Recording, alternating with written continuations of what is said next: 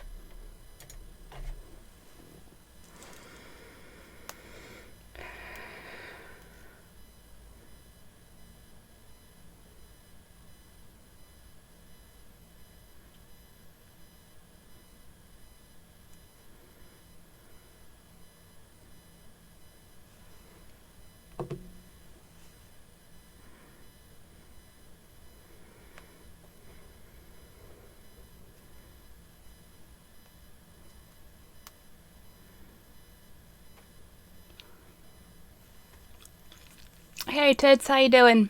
Hey Grox, how you doing? Be with you in a moment.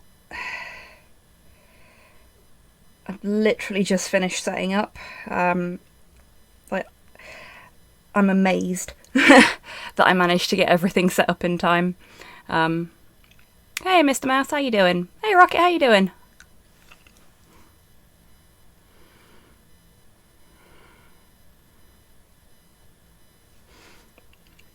Alright, there we go. That's, Oh, did I turn media requests back on? Video requests are on, awesome. Cool. Oh good, my microphone is picking up. It's a little worried then. I don't know why I'm worried about stuff. Nothing's changed. Hey Kian, how you doing? Oh, okay. I am very warm. Which miniature is it tonight? Tonight we are starting on the Ray raccoon. I am basically doing the Ghostbusters in order of my most favourite to least favourite, because I'm a terrible person. Yeah. Forgive me if I sound a little out of breath. I didn't get the opportunity to walk Porthos during the day. And finished work late. And basically ran straight out the door with Porthos to give him a walk before the stream started, and got back at like 5:45. So I'm a little tired. I'm glad you're all doing good. My Magikarp has almost evolved into Gyarados in this Nuzlocke run. Awesome, Kian, nice one.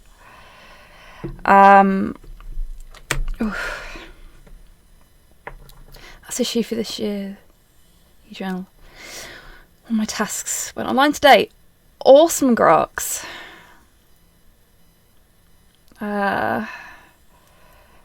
Hey Cypher, how you doing? Soon my Twitch will be graced with big virtual boobs. Really, Tids? That's very exciting.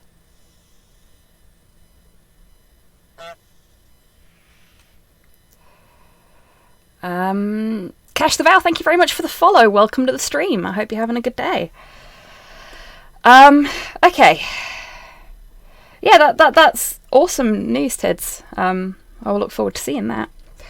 So, just so you know what I'm up to, before the stream started, I base coated the base for this miniature. And now I'm just going to quickly base coat him himself. How did I get the camera to fit there comfortably? This is the most awkward setup ever. In fact, let me see if I can show you with the Me Cam. It's an absolute mare, I've got to admit, and it took me a little while to get used to painting with it. But so that's my oh gosh, this is hard work. There we go. Right, so this is my day lamp, and then back here, there we go, here's me, there's my camera, and there's me. There we go. And it is really, really fun painting on stream, and I've painted more miniatures since I started streaming painting than I have in like my entire hobbying career. So that's a thing. But yeah, it's a bit of a pain in the arse. And yeah, I've got it on a boom arm. There's plenty of other ways you can do it. Like a lot of people have theirs in like a light box setup, and they have the camera overhead on the miniature, and that's one way you can do it. But I kind of like this because you're kind of seeing the miniature from the same angle as I am. And this was just using stuff that I'd already got, with the exception of the boom arm, which was quite cheap. This was a very cheap setup. At some point I would actually like to get a newer hobby cam, because the hobby cam is a first generation HD camera. So it's not got the best quality, and if I got a newer generation camera that had got lights on it, I might be able to get rid of the overhead day lamp as well, so that would make things a bit easier. But yeah, it works, and you know, folks seem to enjoy it. Porthos levels of getting in the way, sort of, yeah, Torpor.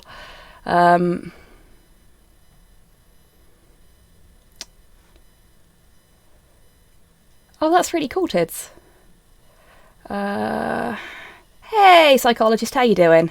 Thank you for the treat for Porthos. I am refusing to let him up on the chair tonight because it's really warm in the hobby cave. There you go, buddy. And I've got to have the door shut because Slow's talking to his family. And, well, you all know how loud Slow is. So imagine that, but with the addition of actually talking to his parents. Steam Powered Giraffe score. Yeah, it's a good choice, whoever put this in. Nice one. I love a bit of SPG. Good band. Just when he's nearby. Currently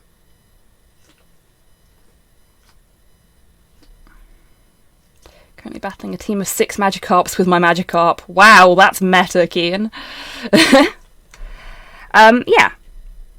So, you'll probably get a bit of Doggo Cam later when he goes back to his bed. But he's not going to be up on the chair with me tonight because I'm too warm. Only my Magikarp knows tackle. Aha! The superior Magikarp.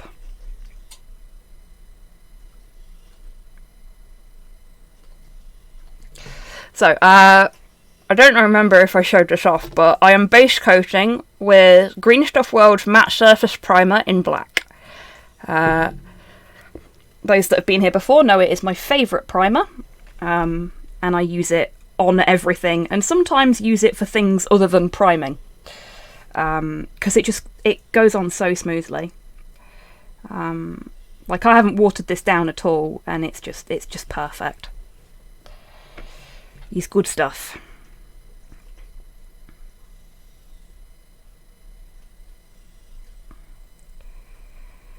Whew. I am really knackered after that walk.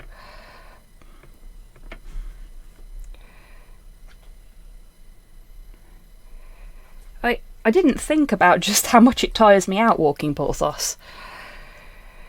It's worse when I walk in with Slow, which is what I did tonight, because Slow's got much longer legs than I do. Hey, buddy. No, I'm not letting you up. It's too warm. I'm sorry, sweetheart. I know. You go to your bed? You go lay on your bed? No. I'm going to have to let him up, aren't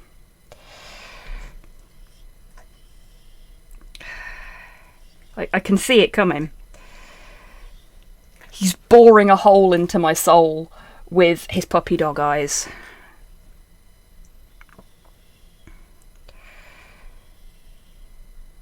But yeah, when I walk Porthos with Slow, I end up having to jog to catch up. Because I got little legs.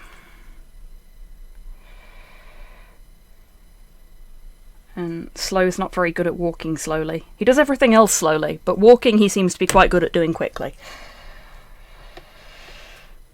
Okay, fine. I will suffer for your adorableness. Come on. Oh! Straight into my armpit. Come on. Awkward. There you go. Can you sit down? Yeah, good boy. Hi, baby. For those new to the channel, this is Porthos.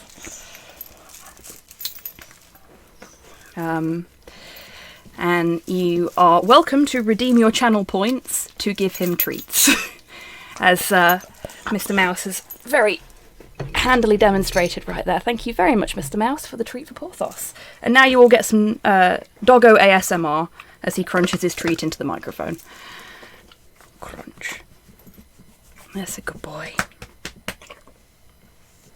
Let me see if I can get him in shot for you all. There he is. There's the boy. Oh.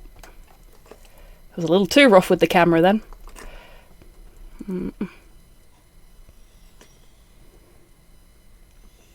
Like, he sits in the most awkward places as well, which makes this very difficult. He used to be really, really good about it. He'd sit perfectly. Second most beautiful staffy in the world.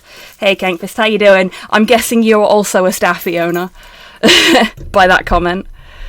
Please excuse the microphone. I'll see if I can push it out of the shot so you can see his beautiful face more. No, he's just going to look off camera. Typical.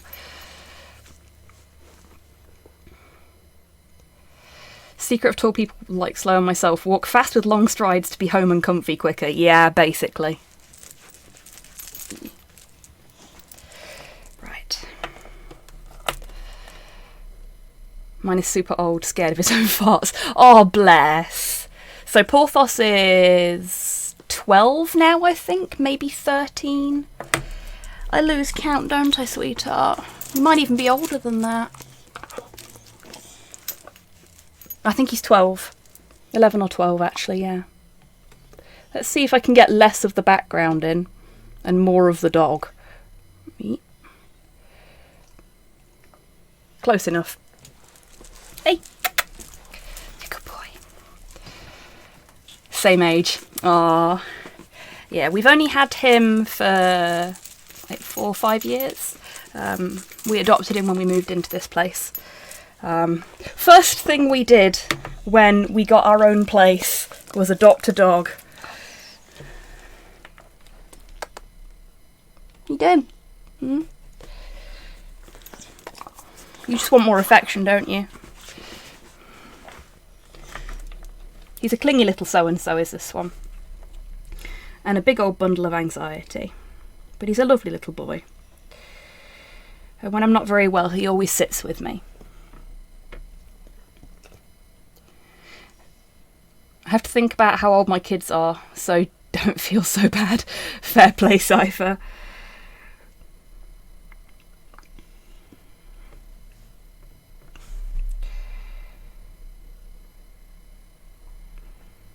Oh. Stay, Ray.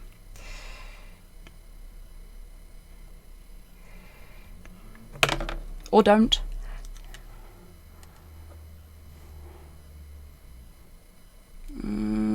Yeah. Okay. Knowing Staffy and Voltaria farts and their smell, I totally understand that fear. Yeah, that's fair, Mulhell. Porthos has been a lot better where his stomach's concerned since we put him on a vitamin supplement that goes in his food. It's like a powder, and it smells fucking horrendous. But for some weird and wonderful reason, it seems to really help him digest his food better, and he's a lot less outwardly smelly, I guess is the best way to put it now. His breath still stinks like something's crawled in his throat and died. Must say, where are the Night Lords? Okay. The one Night Lord that I have that's fully painted is currently sat on my bookshelf on the other side of the room. But I do all sorts of stuff. I do really need to get back to my Night Lords army at some point, but I don't really have anyone to play 40k with at the minute, so it's kind of on the back burner. I've got a Turnip 28 that I'm working on. I've got a rather large shelf of shame to my left. All sorts of stuff on it. Kingdom Death, Dungeons and Doggies, Malifaux. Just, you know, looking at it now, bunch of soda pop miniatures as well. I am a bit of a butterfly when it comes to... Hey Nurgling, how you doing? When it comes to miniatures, I like painting stuff. And I like building stuff. And I like kit bashing things as well, as it turns out. But as a result, I just do all sorts of different stuff. So you will find all sorts of things on these streams.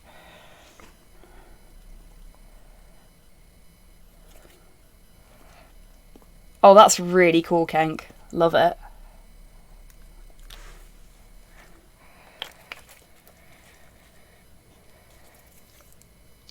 Been around Aussies too much. I'm starting to sound like them. Not wrong with that, Nurgling?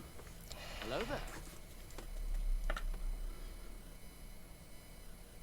Mons Plumbum, the plains of plastic and the puddle of potential say hi to your pile of shame. Thank you very much, Motto. Hello to them too. Like, I have, from when I moved into this little room, I have little pieces of paper that are the... Oh, yes, very important, Kenk. You go get some butter.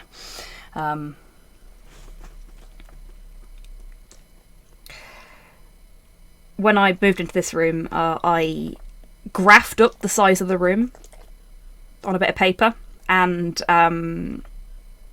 cut out little shapes to match the bits of furniture I'd got that needed to fit in the room. Oh, big sigh.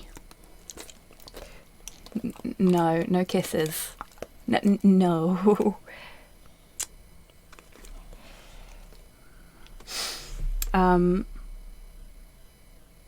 Yes, Nurgling, there are music requests. Music requests are always welcome on Hobby Happy Hour.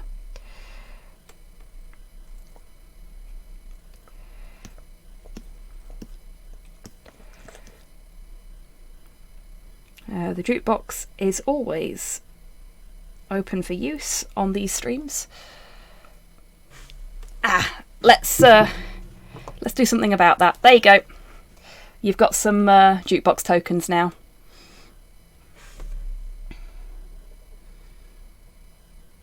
In fact, everybody now has an additional 10 jukebox tokens.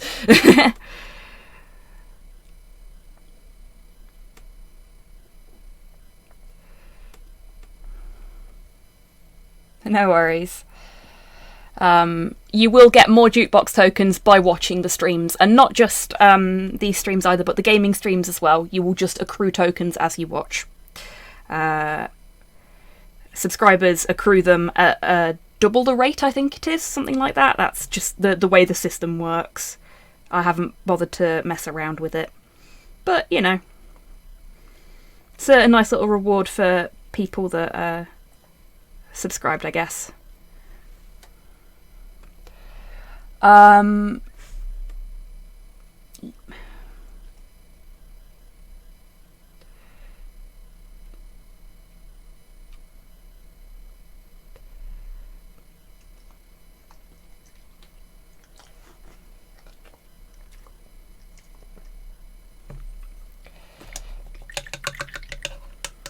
Oh, subscribers don't need to use tokens to request. Okay. Well, they do need them for other things, though. Like entering the giveaways and stuff like that. Seems the token thing didn't work. What makes you say that, Kian? Oh, that's weird. Ah. That's very weird. It should have done.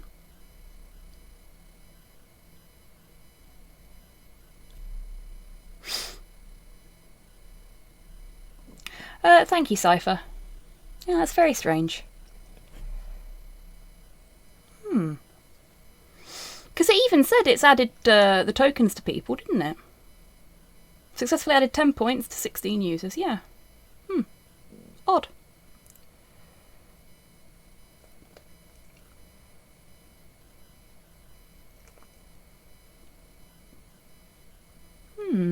How very odd.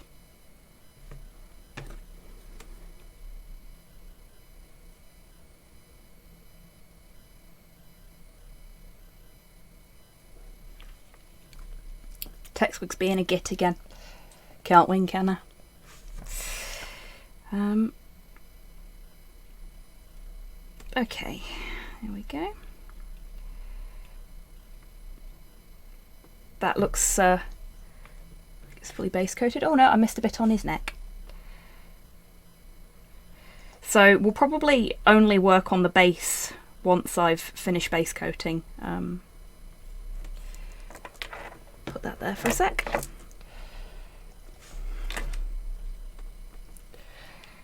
Just so we can get the underside bits.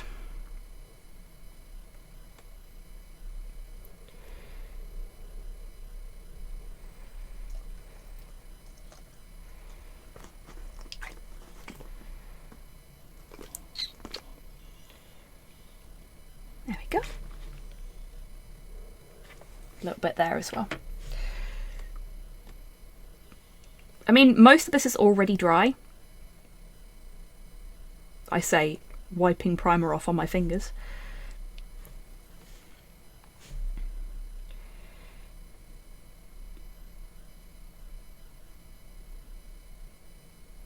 There we go. I'll just pop him over there. Hey, Dammy, how you doing? Chat has been buffering since I got here 5 minutes ago. Oof! That's horrendous. Don't know why it's doing that. That's awful. Well, you can talk now. So, you know, sort of sorted, I guess. I've watched League of Legends, anime, arcane. Oh, what did you think, Cypher? I'm not a League of Legends player, so I've not really paid much attention to it other than knowing it exists. Okay. So I already base coated the base. Which still feels like I'm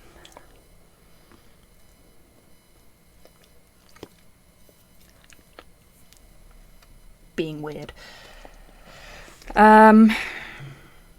Okay.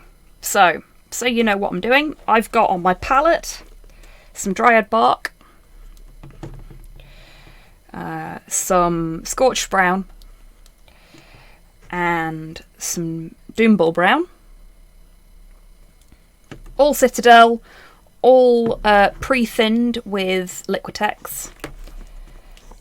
Glad you're a brush eater too. Oh yeah, yeah. I've also got a little bit of Green Stuff World, Andalusian Earth,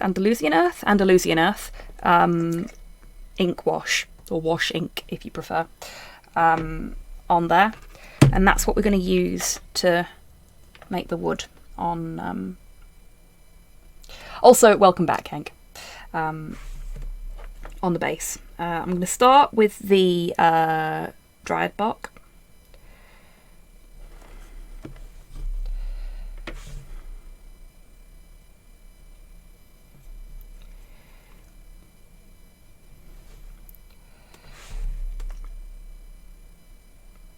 I'm going to put that on everything.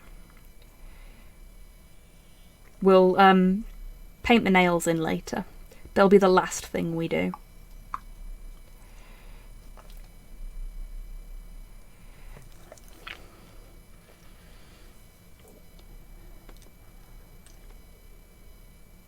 Can't hobby with my circle because I get looked at like a heathen even though we're pagans. Seriously, Kenk? Like, okay, so some of you may have heard this story before, but some of you won't have done. I got into miniature painting because of my friend Wheezy, who some of you have seen in chat in the past. Wheezy and I went to night school to study Japanese together. We met in Japanese class. And they were like, hey, come and sit with me, weird kid. To which I went, okay, because I was like super shy back then.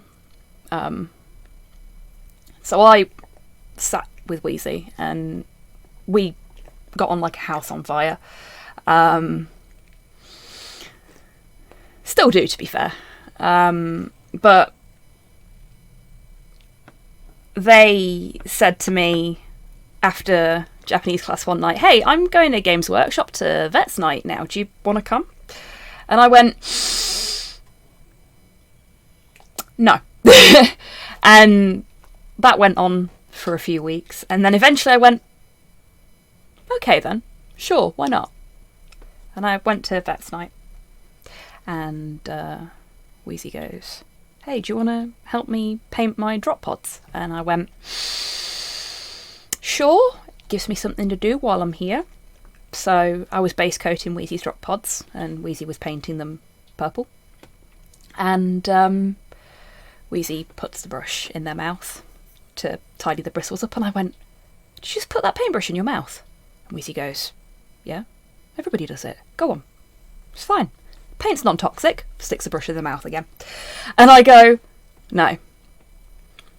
I'm perfectly happy to sit here and base coat these for you, but I am never, ever going to stick a paintbrush in my mouth. Never, ever. We all do it. It's a rite of passage for hobbyists, I think. Friends don't let friends paint drop pods.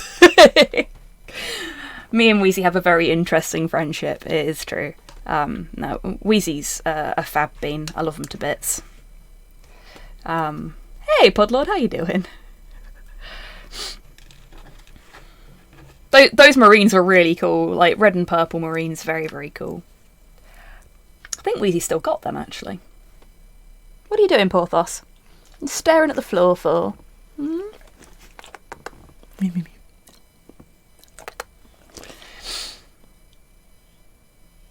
I have never accidentally drank paint water, Cypher. I've been very close on a couple of occasions, but I've never actually drank paint water. I've always realised at the last second. Thank you, Torpor and Nurgling, for the treats for Porthos. Fake hobbyist. Yeah, I know, I'm fucking terrible. No.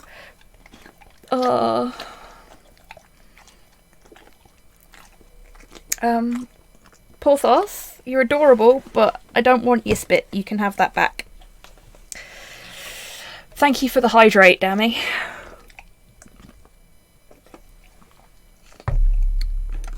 Oh. Okay.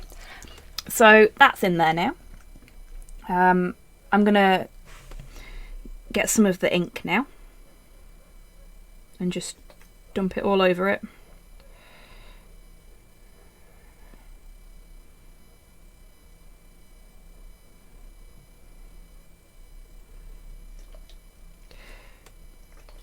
As you might have guessed, I'm mostly using the ink to just sort of give some shading in between the planks and where the cracks are. But it also gives the wood a nice sort of treated effect, I think, because it's a little bit glossy. And if it's applied a little streakily like that as well, it gives a nice little wood grain effect, I think, too. So just trying to hydrate you. I don't think he was, somehow. I've done the opposite to drinking paint water and clean my brush in my Pepsi Max. I have cleaned my brush in my drink in the past, yeah. It was a cup of tea in my situation. And I was devastated.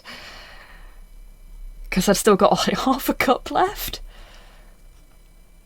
If you ever try oil paints or washes, do not lick the brushes. I'm saying this, but I know you will by accident, just as I did. I have done in the past, mod hell. The Green Stuff World wash inks taste way worse than Null Oil does. And that's fucking saying something. I adopted all of my introvert friends. It's how I met the mother of my child.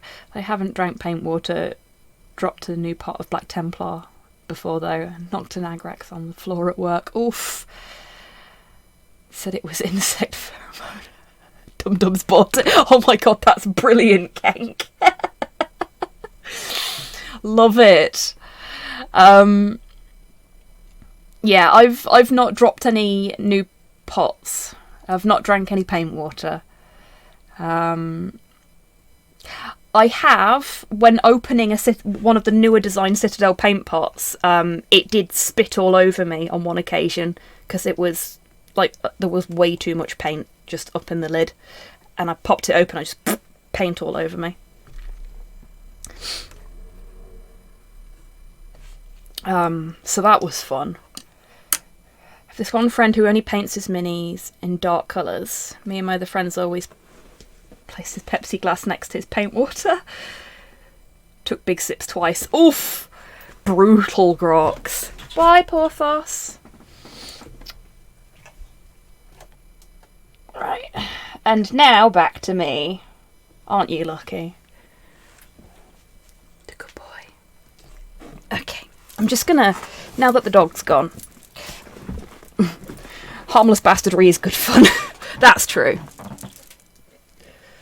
Never painted at work. Fellow counsellors might complain.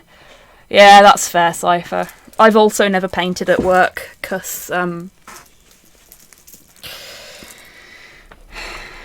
don't think I'd get away with it, unfortunately. I mean, my employer is based in Nottingham, and when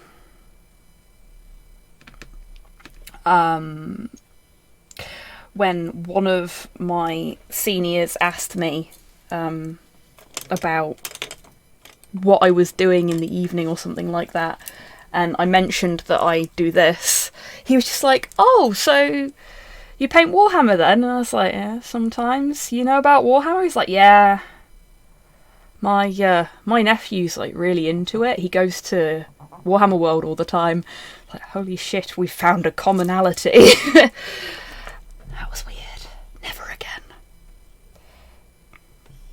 Okay, so that's not completely dry, but that's fine. Oh, I shouldn't use this one. Look, folks, an old school Citadel standard brush. Hey, Hans, how you doing? Yeah, I actually have some paintbrushes that I don't use because they're actually really old Citadel brushes. Like this one. I just keep them so that when I fish them out by accident, I can be like, oh, look at the old school paintbrush.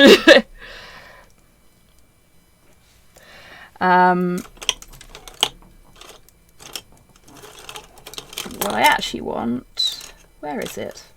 Ah, here we go. One of my cheap and cheerful brushes. Wet blend! Yeah. Porthos is tidying his bed up. Can't paint at work because we have a clean desk policy, and you know how hobby desks look after for 15 minutes. Yeah. I'm not allowed into the office while I have a cold due to COVID measures. Yep, that's fair, Mophill.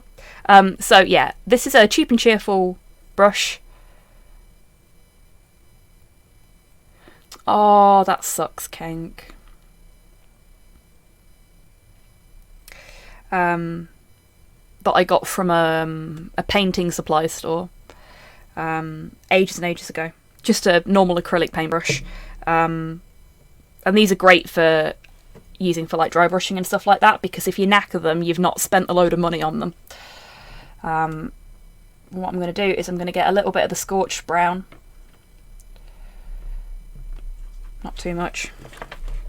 And just gently brush a little bit on at a time. And I'm going to need to go back to the palette quite often, but it's worth it. And I'm trying to keep my brush strokes going in the same direction as well, because we want it to look a bit like wood grain at least, you know?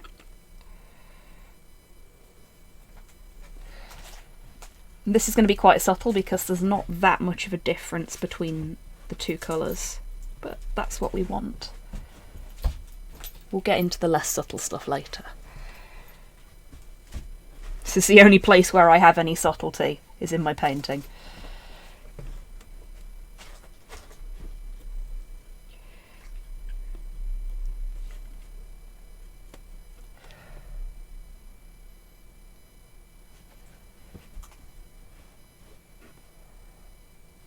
Like the sheriff of. It's so often weird being reminded that places exist outside literature. Yeah, that's fair, Mr. Mouse. And yes, like the sheriff of Nottingham.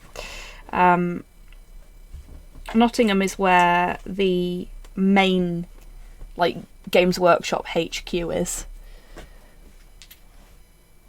It's building a trophy room for an issue, and I really appreciate it if you guys would share your favourite magical or cursed items or objects of power.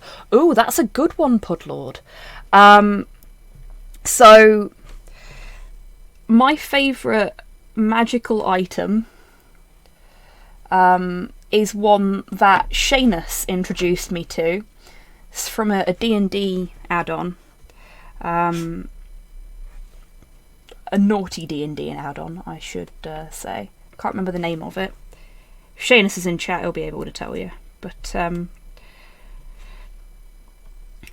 I think they're called the Boots of Command. What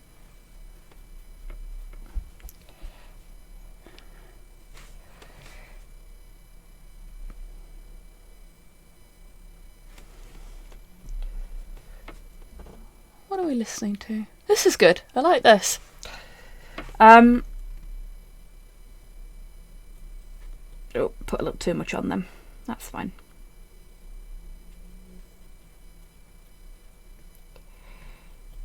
You see how it's slowly building up in places, so it doesn't all look quite the same shade anymore.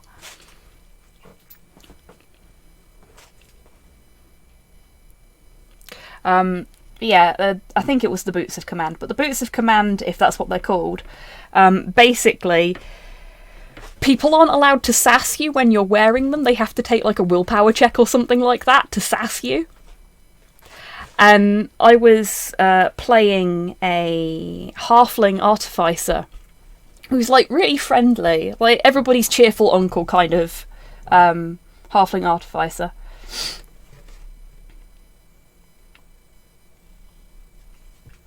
Who was wearing these boots.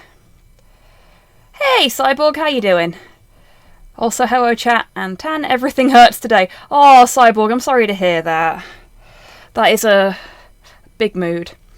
And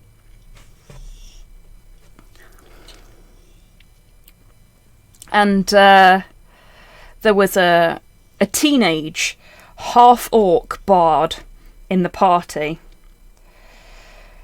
And parents in chat will know what teenagers are like. They be sassy. So this half-orc bard kept sassing Bungo, my artificer, and every time he sassed me, he had to take a willpower check to see if he could actually sass me, or if he'd just feel really bad about it. I know what toddlers are like, and they're sassy. Yeah, from what I hear, toddlers are fucking brutal. Like, holy heck, how can this much brutality come from such in such a small package? Damn. Children are just sassy. Yeah, fair.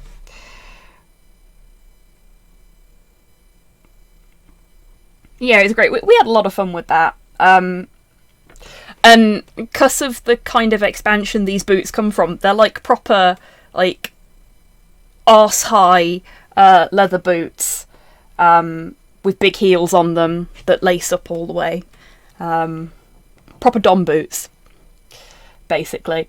And yeah, just think about it. A halfling artificer, little male halfling artificer wearing these big sexy Dom boots and just offering people toffees. There's the mental image for you.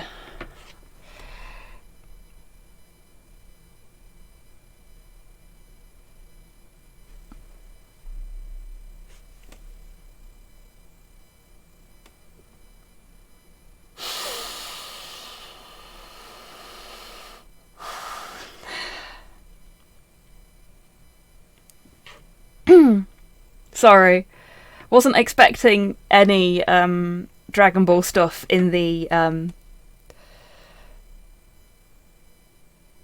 jukebox, and that has amused me greatly. So thank you for that. I'm guessing that was Dammy. Okay, so because I was chatting about magical Dom boots whilst I was doing it, I've actually started doing the same thing that I was doing with the Scorch Brown, but with the Doom Ball Brown now.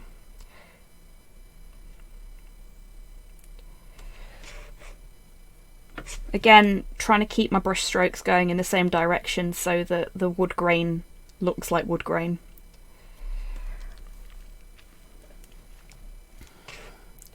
And I'm going to go back with a little bit of the Dryad bark. Just to... We've got a few bits that are a little bit too saturated with a single colour. In fact, I think what I'm going to do, just to add some additional sort of grain effect in, we're going to use my favourite brush, the Psycho, from Army Painter. I don't normally advocate for the branded brushes. I'm quite happy with the cheap and cheerful stuff, but we all know I love the Psycho.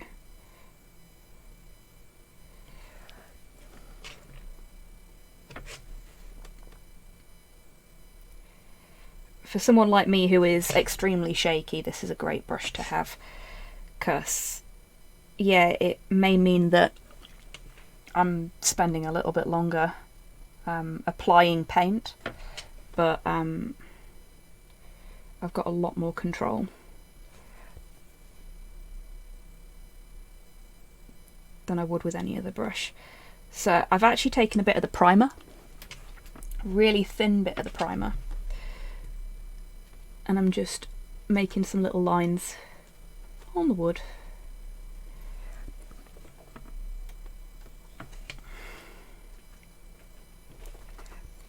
They don't have to be perfect, they don't have to be pretty. Wood isn't perfect and pretty. I mean, wood is very pretty, but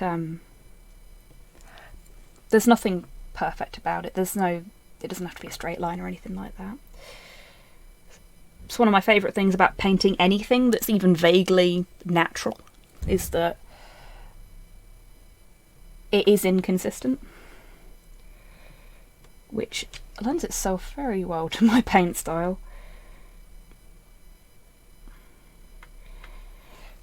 Can't make a mistake with something that's never the same twice. And even if you do make a mistake, it's not really a mistake.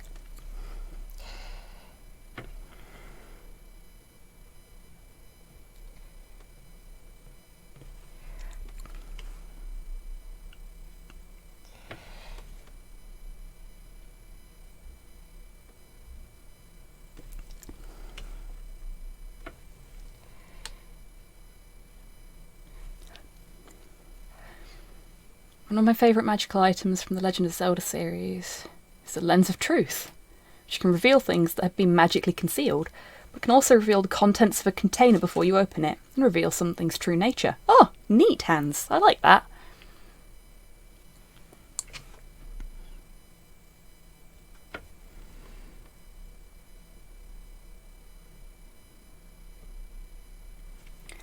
There we go. That's better.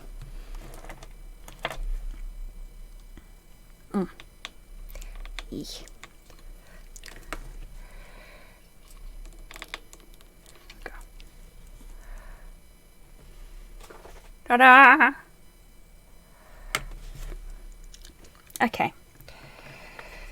So now we need some metallic paint to do the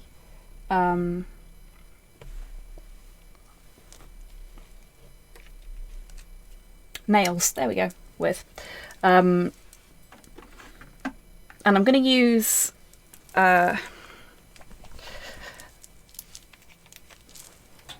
this one here. This is a scale colour. I've said this on previous streams, but scale colour themselves have some very questionable views. Have got in trouble in the hobby community for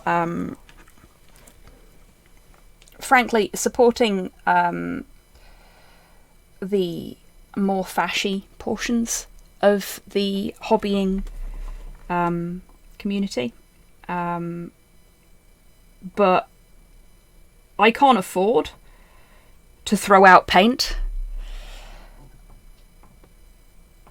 so I'm going to use the paints of those that I have left, and then I just won't buy any more because I don't want to support those kind of behaviours in the community.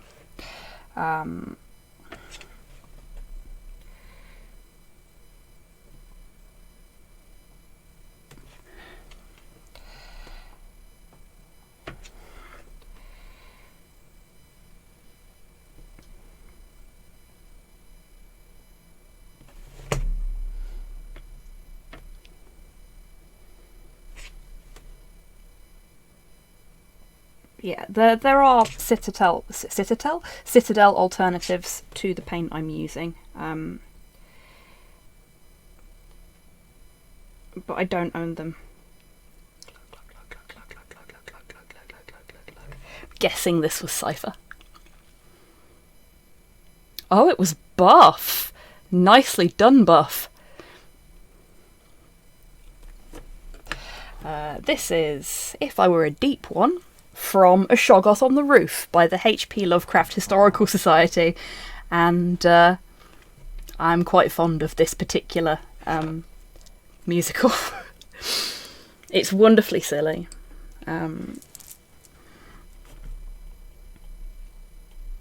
Okay, so we've got some colour on the nails. I'm going to get a little bit more of the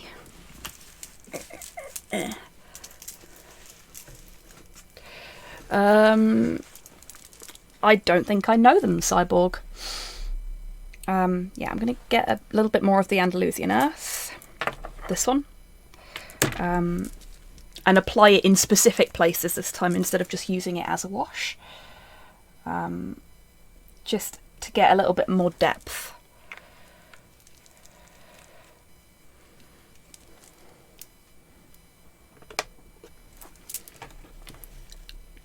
I'm going to continue using this cheap and cheerful brush though.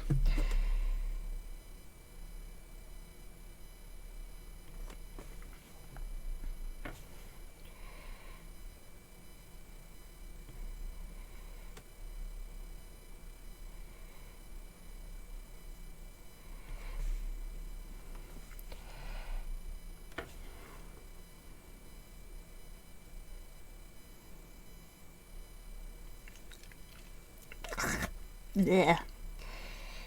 Shouldn't have done that.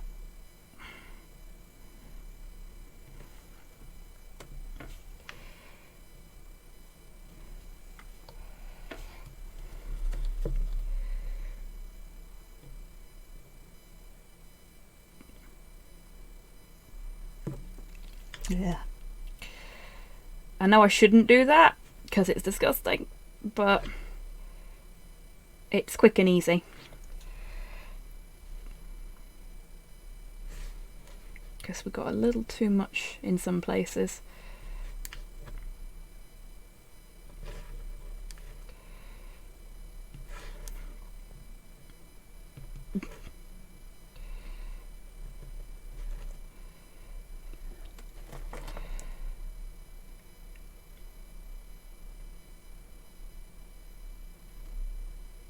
There we go. So that's put some depth back in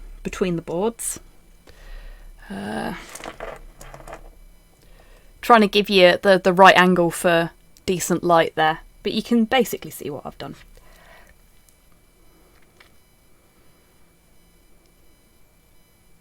Need to book my Spider-Man tickets.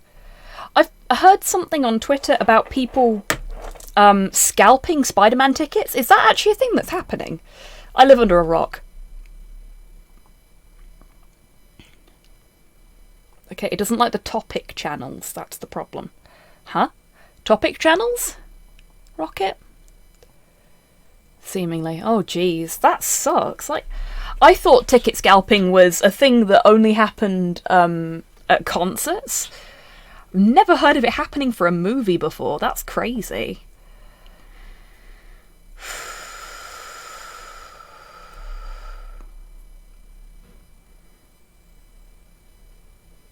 My favourite song recently. What we got? Oh, okay. I'll look forward to that one then, Cyborg. Auto-generated YouTube channels that are based on the other music streaming services. Ah, okay.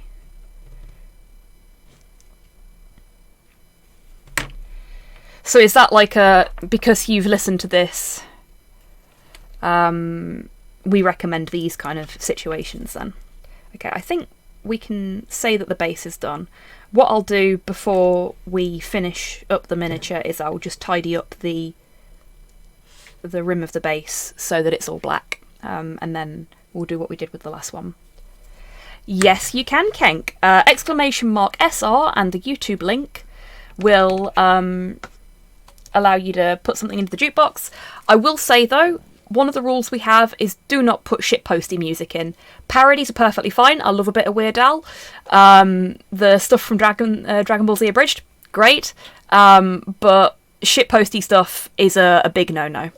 And if you are caught putting shitposts into the jukebox, then you will have your points revoked. In fact, with the new bot, now that we've got the new bot set up, I can revoke people's privileges to actually use certain commands, which is a bit of a pain in the arse, but oh, Cypher, you've just put my favourite Christmas song into the jukebox. Actual bands are fine, Kenk, actual bands are fine. Like, I even love a good mashup. Some of my favourites are the Evangelion Tenacious D mashups. They're fucking grand. It's just like... No, not my privilege. I need it. It's just like the proper, like, shitposty stuff. 10 hours of... Thanks, Cypher. 10 hours of... whatever it is, or like crappy meme songs and stuff like that. I like the Evangelion Death Grips mashup. It's okay, I prefer the Tenacious D ones, personally. Okay, so let's see if we can get Ray settled comfortably. There we go. So let's bring that up a tiny little bit, because now that we're not doing the base,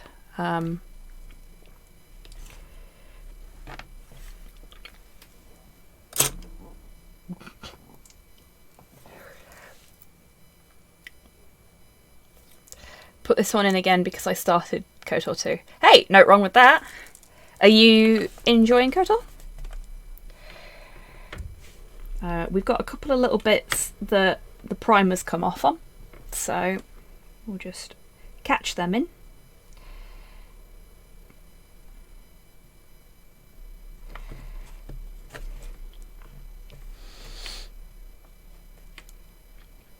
Seeing Weird Al with short hair is eerie. It really is, isn't it, Pudlord? Okay, I think that was the only bit. I thought I spotted another bit, but... well, there's a little bit on his shoulder there. Okay.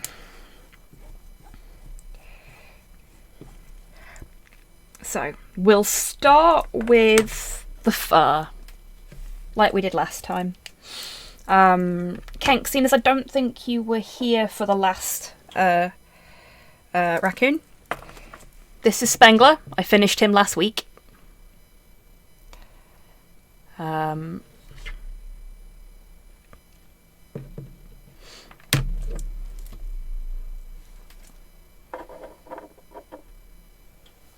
There is my addition for the moment. Oh, diggy diggy hole. Fabulous. I was talking about that earlier. That's a great trash panda. Thank you very much. I'm quite pleased with him. I'm not normally pleased with my miniatures. Like, I'm happy that I finished them, but I don't normally go, I'm actually quite proud of this, but I am actually quite proud of the little Spengler raccoon. I think he's come out quite nice. Oh, what are you going to do, Hans? I'm very excited to know. Okay. So, trying to remember what colour combination I used for... Ah, there we go. That was what it was. Right. So, for the armour, I used Rakarth Flesh, Leather Brown, a little bit of Nurgling Green in points, and a little bit of Skeleton Bone. And for the fur, we used... There we go.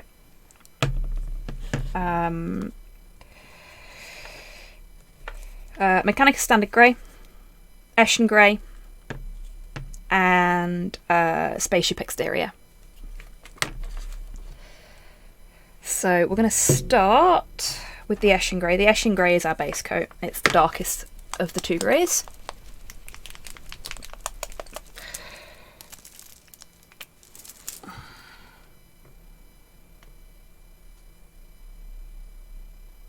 Just put a little bit of that on the palette. I'm probably going to need more than that, but I'll put some more on. So the Wolfies are from the Realm of Shadows. Colour ideas, not just black. Okay. Well, I would personally... Hear me out here. Get a medium sort of grey. In fact, Mechanica Standard Grey might be a good one. And mix some Night Lord's Blue with it. So instead of it being a black colour, it's a dark blue-grey colour. And then you'd go up from that. Maybe you'd put some black bits in there as well. But yeah, I'd go dark blue grey.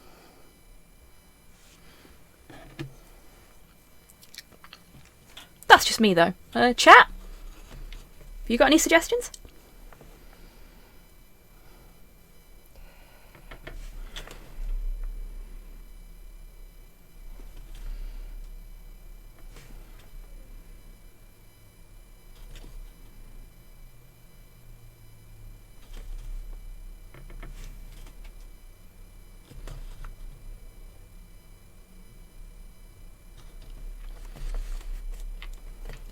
Night Lord's Blue base, I can do that.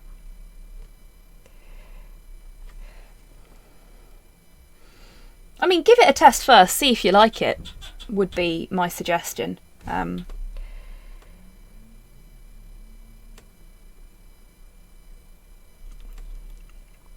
Like, I've got a load of spare bits. I've got a sack of skulls, that kind of thing. And if I'm of two minds about a particular colour scheme, I'll get one of the random bits I've got, like a Space Marine shoulder pad or whatever, and just give it a test on there first.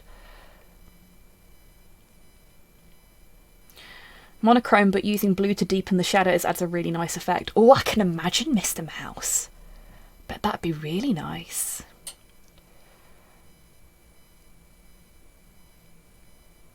Oh yeah, that'd be fab, Pudlord. Do it. The lead singer of Biting Elbows also directed Hardcore Henry and Nobody. Really? I quite enjoyed Hardcore Henry.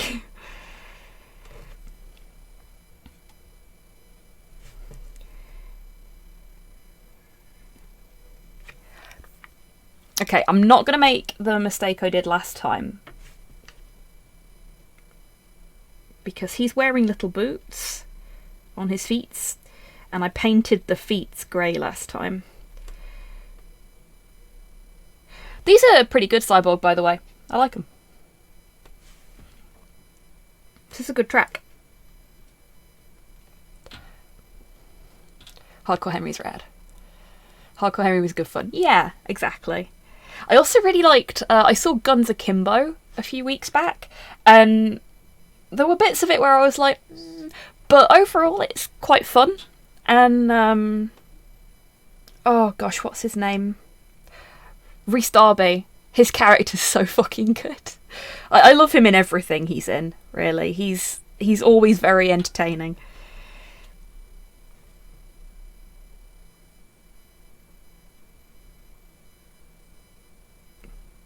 Okay, I'm actually just going to use a different brush now, because...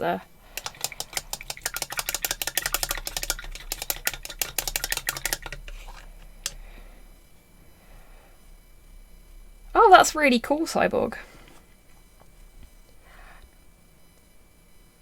Rhys Darby in Jumanji is amazing as well. Perfect NPC cadence. Yeah, he really does. Like, he voices Karan in Voltron, in the DreamWorks Voltron, and he's fucking wonderful. He's my favourite character in that show, which is probably a little harsh on, you know, the kids piloting the fucking mech, but oops, just smashed into my cupboard there. Oopsie.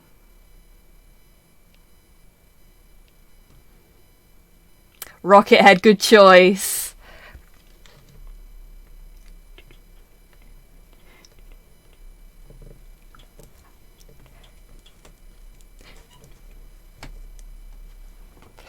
Oh, fun fact for everybody.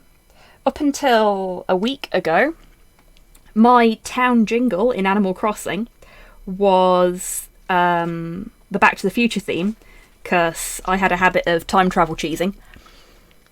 And now my town jingle is the most recognised bit of the Lupin the Third theme tune.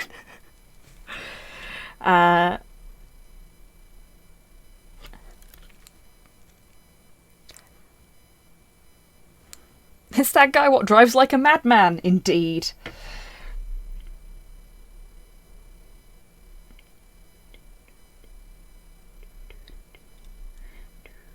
It's just such a good theme, you know? Go watch Lupin. I will do Pudlord. It's on my list.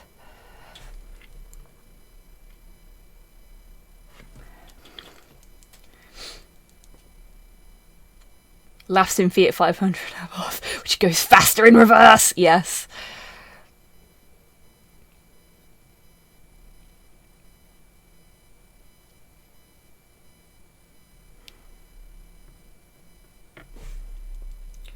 Oh, I did not know he was in The Boat That Rocked, Cyborg, because I've not watched it. That was a film that was on my list and I just never got around to it, and then I sort of forgot about it.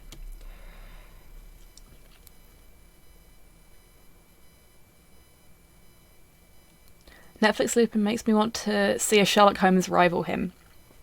So fucking bad. Or rather, Herlock Sholmes. My town jingle is Leaves from the Vine. Nice choice.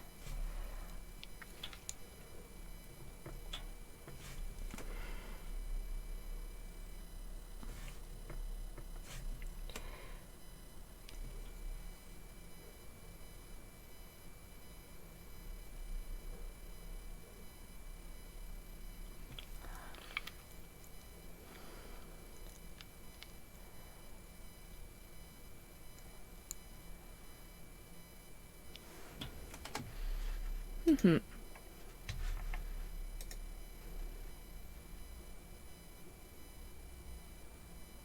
Oh, that's really pretty, Mod Hell.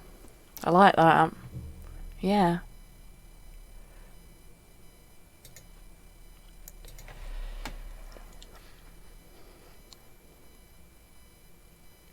I'm rather annoyed that I can't find Lupin anywhere without also having to download malware. Do you have access to Crunchyroll, Hans?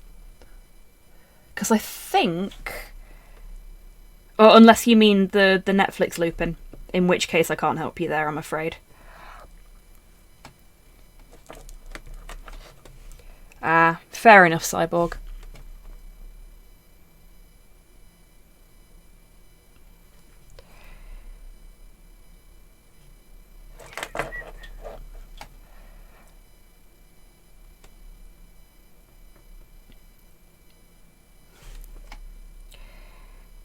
I get the feeling I'm going to end up playing Sherlock Holmes Nemesis on stream at some point.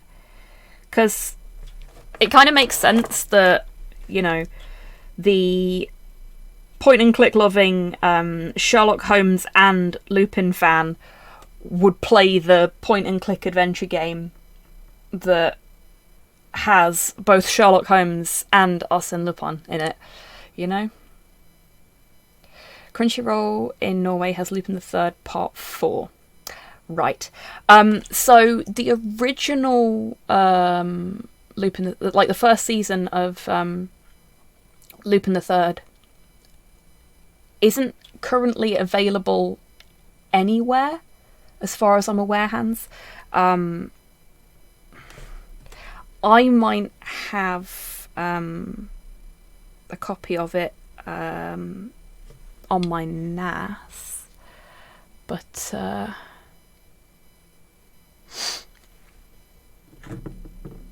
has the music stopped? It looks like the music stopped. Or is it my headphones? Yeah, the music has stopped. In fact, it's paused and everything. That was weird. Let's just skip that. There we go. Don't know what happened there.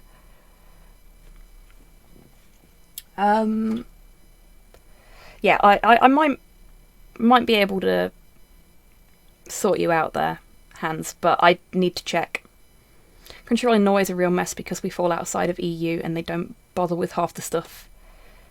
That sucks. Arsène Lupus.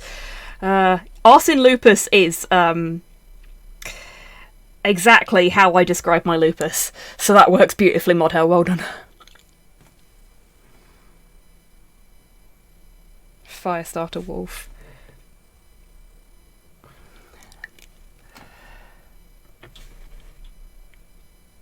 Pirate is furious. That is a wonderful little video, by the way, Cyborg. Thank you for that. Pretty felted a TARDIS for our cosplay group's Secret Santa. Oh, that's so cute.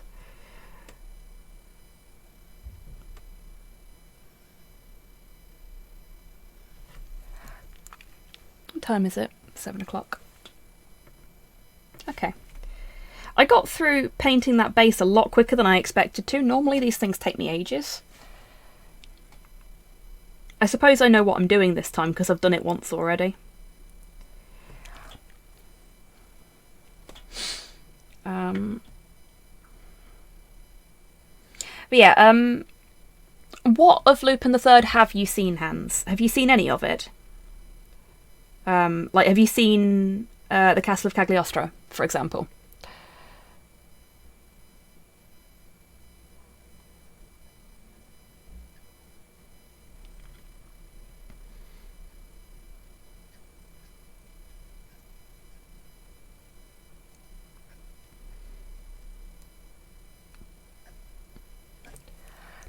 I have not seen any Lupin. Okay. The Castle of Cagliostro you should be able to find quite easy. Because it's a Miyazaki film.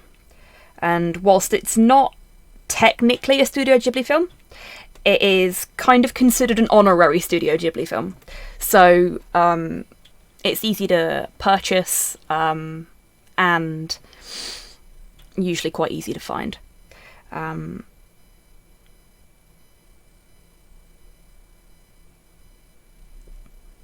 And is a really, really good starting point for somebody that's not seen any Lupin, because it's probably the best Lupin has been up until L'Avventura Italiana. Castle of Cagliostro Special Edition is on Netflix. Watch that. It was my very first Lupin thing as well, Dammy. And after I watched it and went, oh my god, I love it, I went and did a lot of research into Lupin, and I found out that there was this whole thing. I managed to find a copy of the pilot. This is back in the Wild West days of the internet, though, so, you know, it was easier to find things back then. Protectors.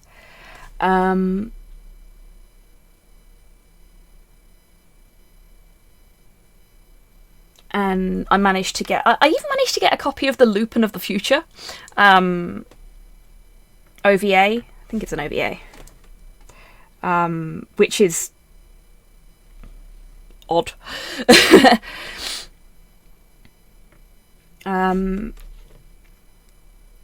But honestly, it's not the kind of show that you need to watch all the seasons in order. And you don't even need to watch the series to watch the movies. Like, I watched Cagliostro, then I watched the pilot, and then I watched Green vs. Red. Green vs. Red is my favourite piece of Lupin media. And a lot of people don't like it, and that's fine. I like it for very specific reasons. But yeah, it is my favourite bit of Lupin media, now that I've seen most of it. Season 4, so good. I highly recommend Season 4. It is Season 4, isn't it? L'Avventura Italiana. And yeah, you don't need to watch the other seasons first. They're all very self-contained. There will be bits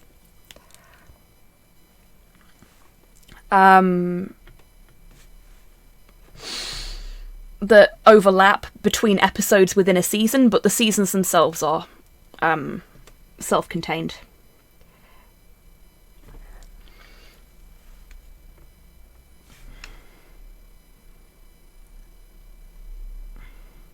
But yeah, if you do end up watching Cagliostro first, and then you go and find a copy of the pilot or whatever, be prepared for a little bit of whiplash when it comes to Lupin's character, because, yeah, he's much less of an overt horn dog in Cagliostro in comparison to how he is in the earlier seasons of Lupin the Third. New film has some really smooth animation, and it made me a lot more interested after seeing ads for that. Is that the CGI one? Because I've still not watched that. The only one I don't like that I saw was Green vs. Red. See, a lot of people say that, but I actually really enjoyed it. And I know I'm a bit weird in that regard, so it's fine.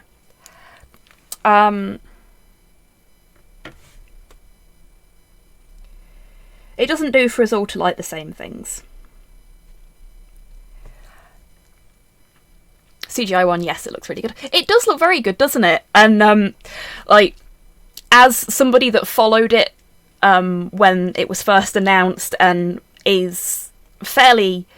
a fairly active lurker in the Lupin the Third community on Twitter, when the first shots of Daisuke Jigen came out, the amount of thirst in that community...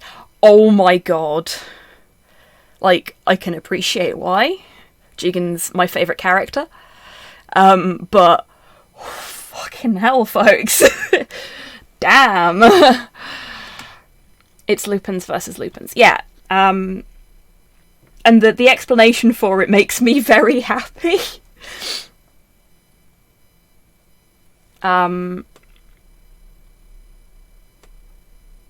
I just find it very entertaining.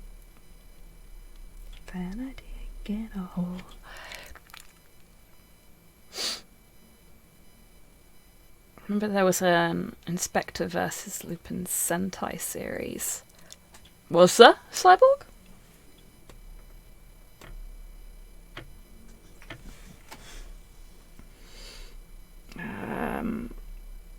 need to do the ears.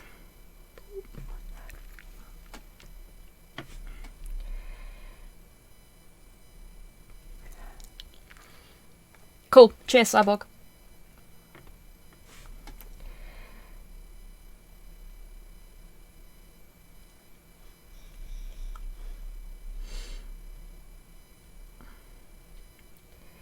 But yeah, I need to get my NAS fixed.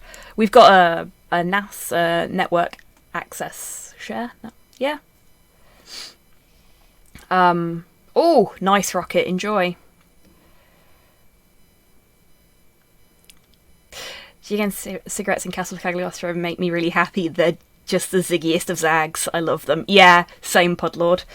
Actually, at some point, I will have to find and show to you folks Little Jigen. So, some of you will know that I used to be a quite active cosplayer. And there was a year that Slow and I went to a convention together. And I was on a massive Lupin kick at the time, and Slow was, you know, enjoying Lupin and was open to the idea of cosplaying. And I went, you've got a red jacket and a yellow tie and a black shirt. You have all of the things you need to cosplay Lupin the Third, and that would be so cool. But you've not got anybody to be Jigen, and you can't have Lupin without Jigen. It's just completely unacceptable. So I made him a little hand puppet of Jigen out of felt and some padding that I'd got from a cosplay I was working on at the time. And I cut a little hole in his mouth, or where his mouth is, and got some fake cigarettes that I'd got from another cosplay of mine and just shoved a fake cigarette into his mouth. And got one of the cap guns that I'd got for a different cosplay that I was working on and just gave Slow that. So what you did was you put your hand inside the puppet and you held the gun with your thumb and your pinky finger. And it was just like this massive oversized gun on this little hand puppet. And it was so cute. I think I've got a picture of Slow actually like doing the thing as he's dressed as Lupin. And yeah. Little Jigen's great. I've got him knocking about in a cupboard somewhere.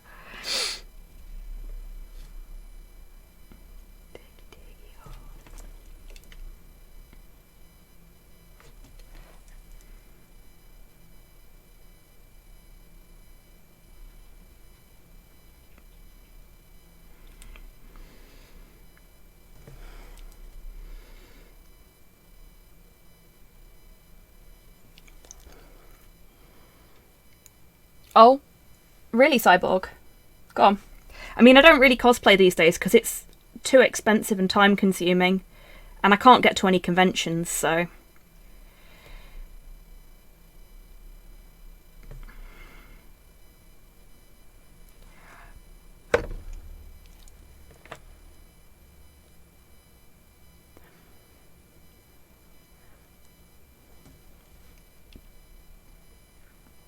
Yeah, that's true, Dammy. But then again, it's set at a particular point in time as well, so it's not so bad.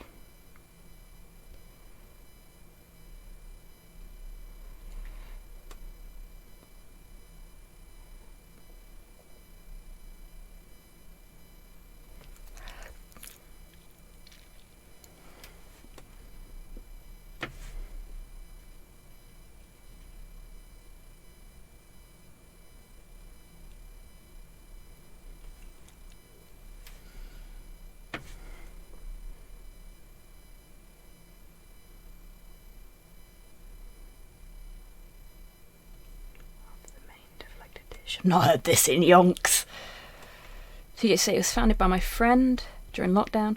We have virtual cons and meets at cons. Oh, that's adorable. I love it.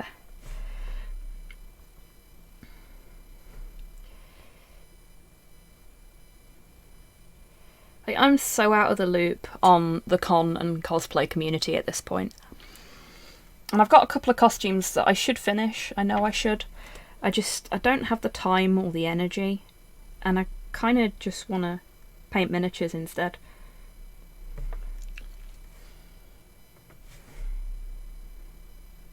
Maybe one day I'll get back into it.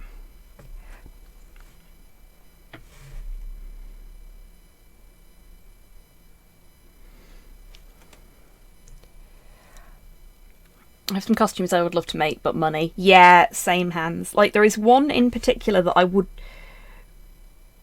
Even though I'd probably never get to wear it to a con, there is one cosplay that I want to do. Just for me. Just because it would be fun, and it would be an interesting challenge to make. I want to make a Mothra cosplay. But that involves me figuring out how to do rigging for 2 additional arms. I can do the sewing, I can make the costume, but making additional appendages for myself is something that is, at the moment, beyond my capability.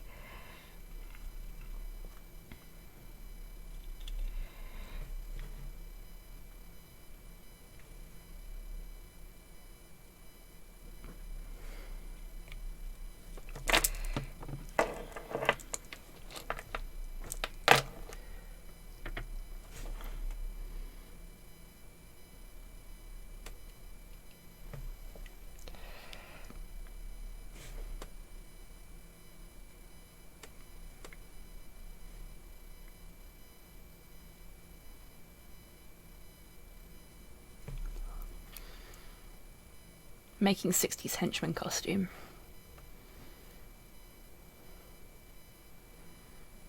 That would be awesome, Model.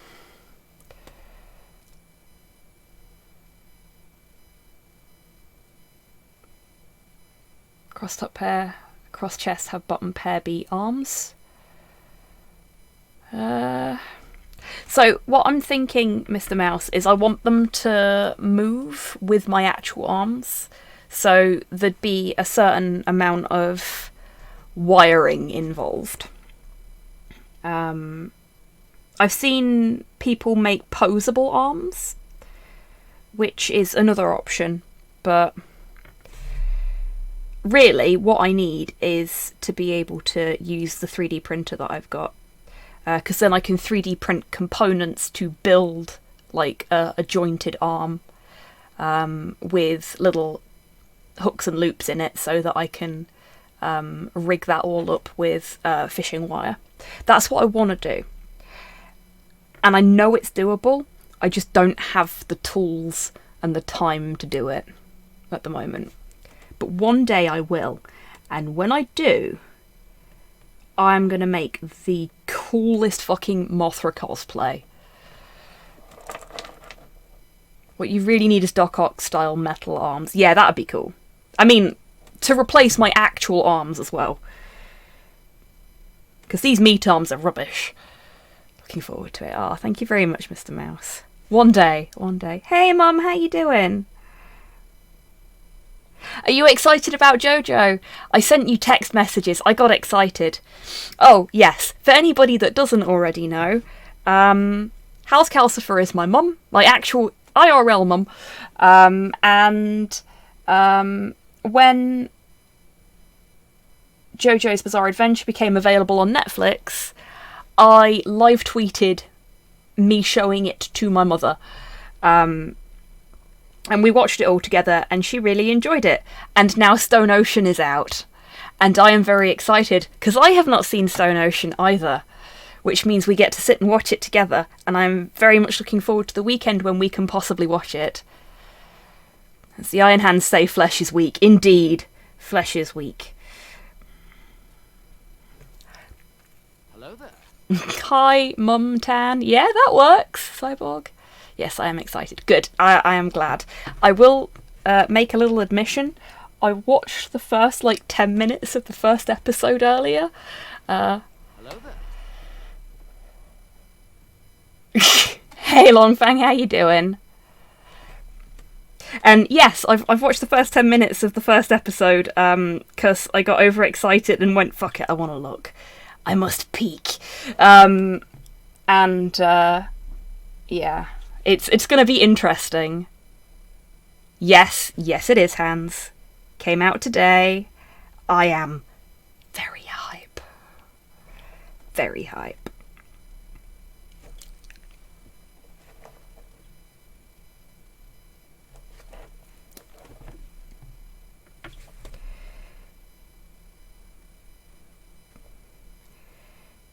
You know, this is a lot easier than pinning him to the base first and then painting him. I should have done this with the first one. Oh, it's okay, Mum. I was a little worried about you, I've got to admit. When you hadn't replied by lunchtime, I was like, shit, is she okay? But then my afternoon went to shit, so I forgot to harass you. So it's a good job you popped in. Really? Because now I know you're okay. Not heard anything about that. Yeah, I've been getting a little bit hyped about it on Twitter for the last couple of days because like the intro came out and there's been whispers about it. So soon. Very excited. Can't wait to watch it with you at the weekend, Mum. And there's only, I think, 12 or 13 episodes. So if you want, we can just like binge the whole thing on Saturday. Just saying. I can put Dark Souls down for an afternoon so that we can watch it. Probably. I can try. Yeah, I find that really weird as well, Hans. Like, they've not got Diamond is Unbreakable, and they've not got I'm naff, so I think I'll go lurk. In case I conk out, I hope everyone has a good night, and as always, thank you for the stream. Oh, Mr. Mouse, I hope you feel better soon. Thank you so much for popping in and chatting. And, yeah, you have a good lurk. We shall see. Okay, Mum. Yeah, they've not got Diamond is Unbreakable. They've not got, I can't remember what Jono's arc's called. Which is really gonna bug me. Okie dokie, Cypher. You take care. Thank you for being here today. It's been lovely to have you. Have fun doing the parenting thing. Golden Wind. Thank you, Pudlord. Hey, no wrong with that, Hans. This is a good track.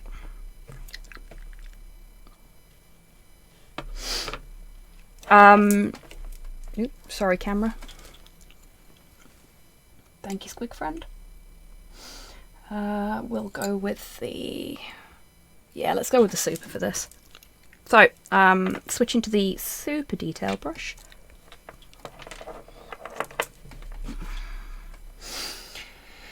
And I am gonna look at Spengler, because I've forgotten what raccoon faces look like. It's going well. Okay. So, for this, we need a little bit of elfic flesh. So, raccoons have like a... oh, thank you for the posture check, Mum. Yes, I should try and sit up straight, shouldn't I? There we go. Very good series of quests in Final Fantasy XIV. Awesome. Yeah, so raccoons have like a splash of off-white on their faces. That's got a black inner. Ah, yeah, vibing's still broken, isn't it? I need to fix that. There you go, Dammy.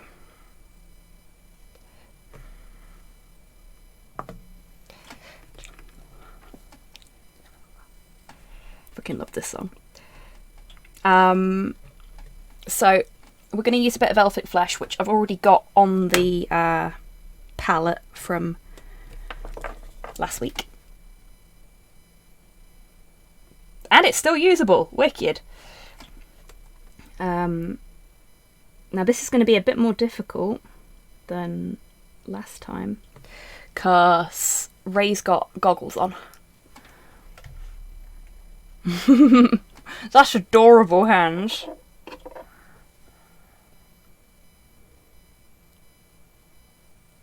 Okay, yeah. You'd think, with the amount of raccoon pictures I share, I'd be able to remember where the markings are. But no, no.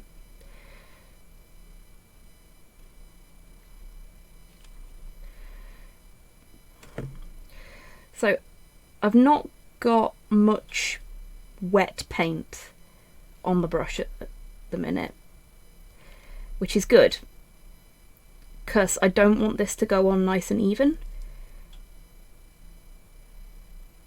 because it's fur, and fur is not tidy.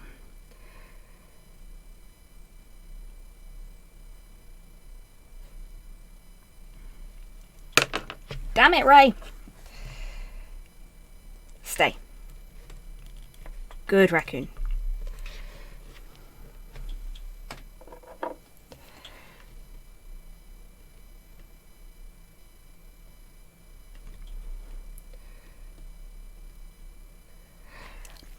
And it may not look great to begin with, but that's fine, because we're going to add stuff to it as time goes on to make it look a little bit better.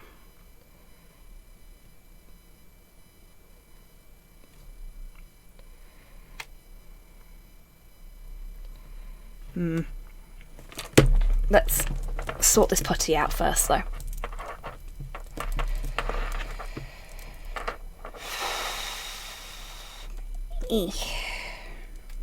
That should do it.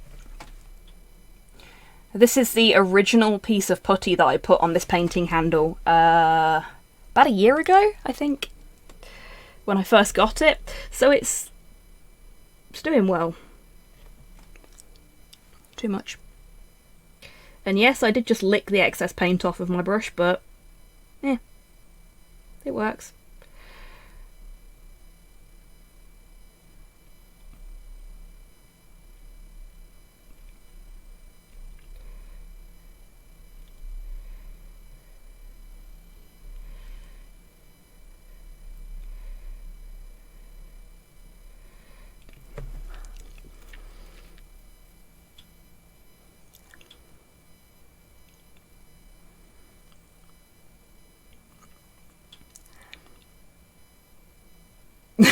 That's awesome, Hans. Right, I'm going to go back to the Psycho for the next bit. And I'm just going to use primer for this, because the primer's nice. I like the primer.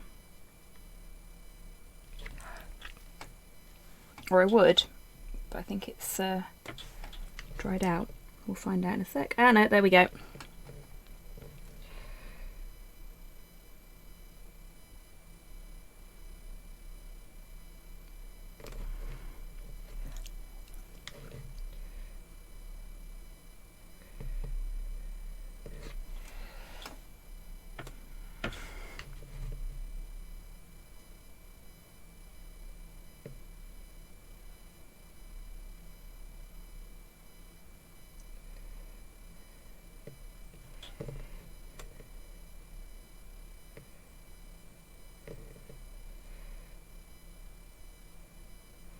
Got like a rogue bit there that I don't want there, so I'm just gonna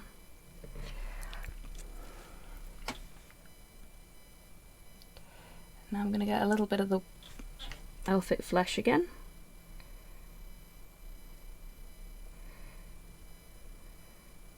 See, a lot of the stuff I would do to make those upper bits look furrier, I can't do because there's goggles in the way. A return to Powerwolf. You're welcome. Welcome back, Ian.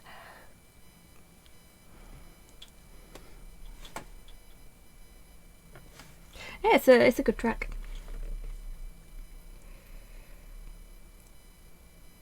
I've had a nice selection in the jukebox tonight, I think.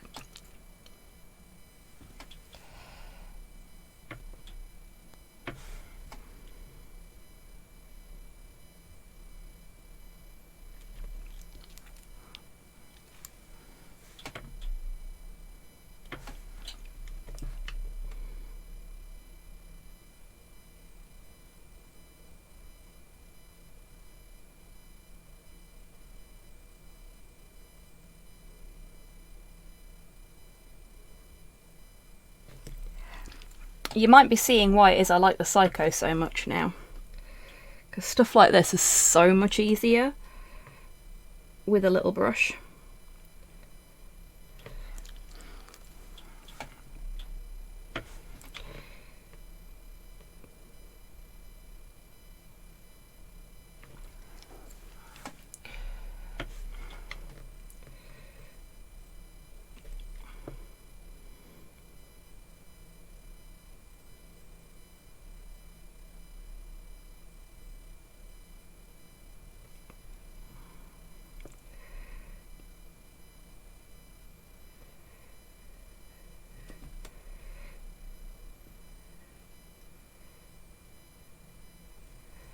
Okay. I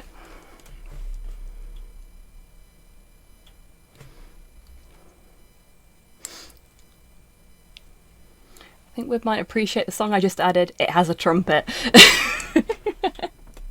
Fair enough, hands.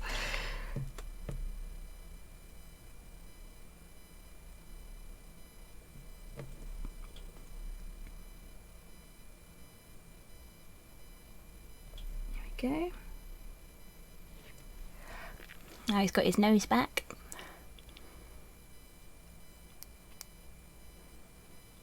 This was my Dragon Ball Z theme. Yeah, that's fair, Pudlord. Also, Frieza Saga has my favourite kick in media, when Goku misses Frieza and then does a mid-air bicycle kick. Yeah, that is really cool, Pudlord.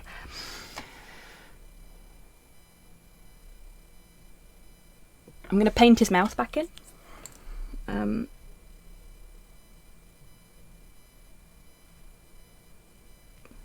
I'm going to try to paint his mouth back in.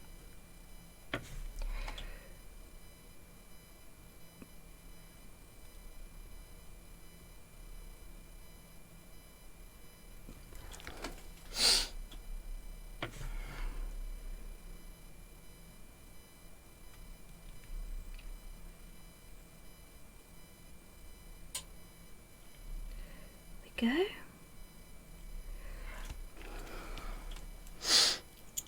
Wicked hands. Okay, that's a little too much, I think. Actually, what I'll do is instead of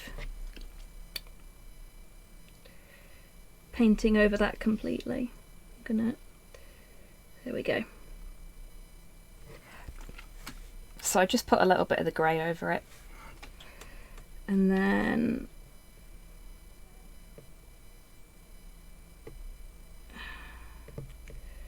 There we go.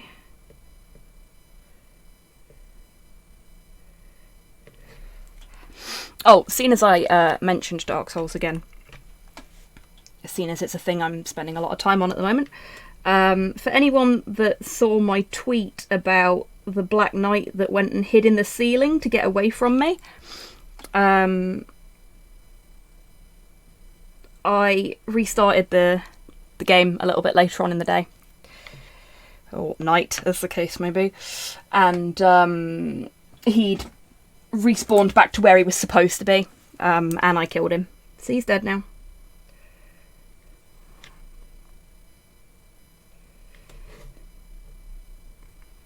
I'm just softening the lines I just added with a completely dry brush. This is another one of the cheap and cheerful brushes.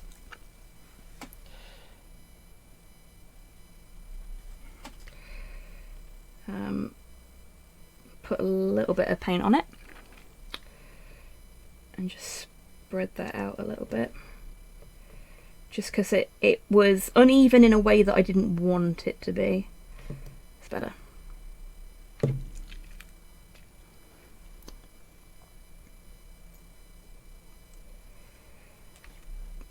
I tend to find, I don't know if this is the same for everybody else, but when I'm painting something, if I put a little bit too much paint on, or, you know, it doesn't quite spread as far as I want it to, if I lick my brush and then very quickly just sort of attack it, it spreads out quite nicely then.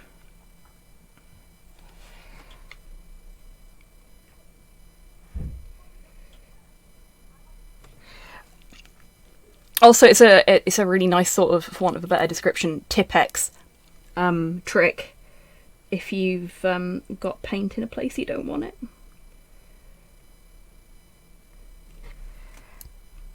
There we go, that's blended it out quite nicely as well. Because, like I said before, fur isn't exactly a tidy thing. It's going to be different across all the different raccoons. There's going to be a certain amount of consistency, similarity, whatever you want to call it. But largely, like I'm going to, yeah, like that. Going to give him a little bit on the bridge of his nose there. And I'm going to brush it up a little bit. There we go. Go back to the Psycho. There we go. Ah, it's this track. Yes, I like this track. That's a good one.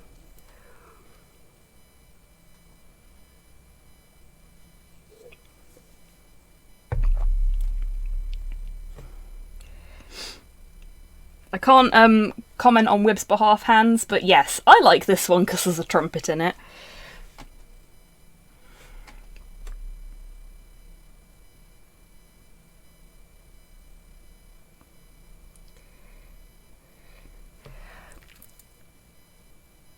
Oh, the voice effect has reminded me. For those that are interested, TWRP's new album released the other day. TWRP stands for Tupperware Remix Party. For those that don't know, they are a wonderful little synth pop band that have some amazing music videos. They're a lot of fun. They do songs about body positivity and healthy relationships, among other things. They're a wonderful group, and they're so much fun. I highly recommend them if you like high energy music like this. Highly recommend them.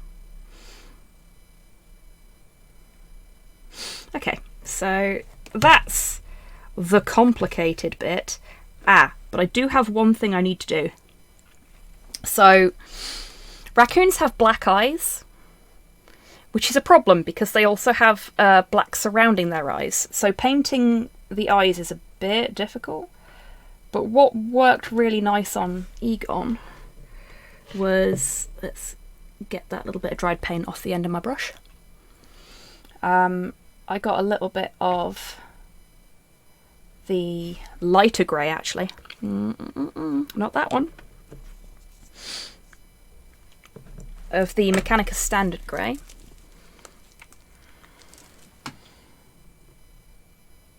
Oh, I didn't shake that first. Always remember to shake your paints, folks.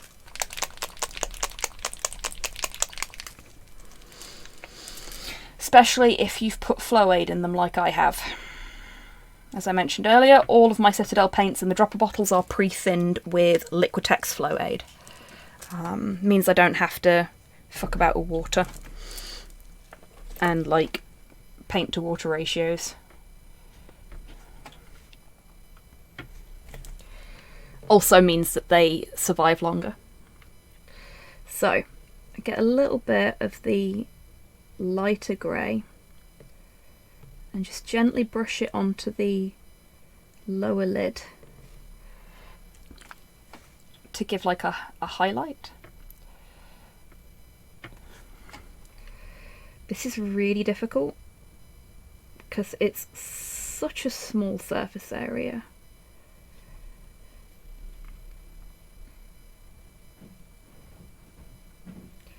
And you've got to like strike a balance between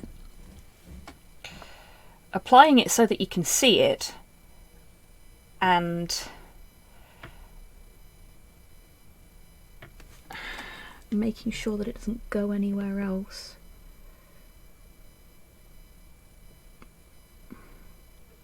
There we go. Perfect. You see how that just makes his eye pop out from the rest of it? I know it's a little difficult to see on stream, but hopefully you can see that.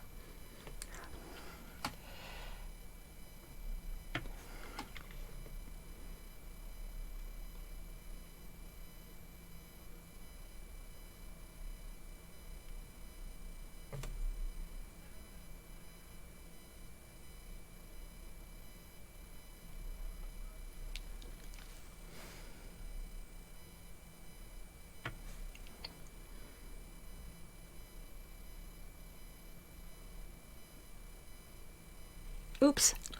See there, I've put too much on. It's gone in the wrong place.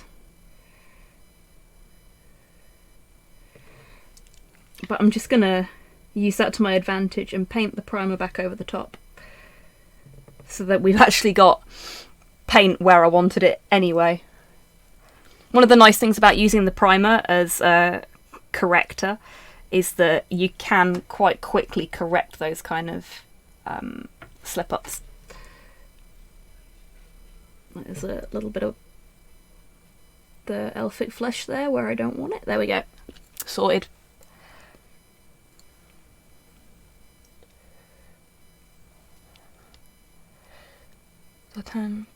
Just put up a video announcing their next tour, and they've said that anyone who bought tickets in 2020 or 2021 still have valid tickets. Oh, that's brilliant, Kian! It's good that bands are, you know,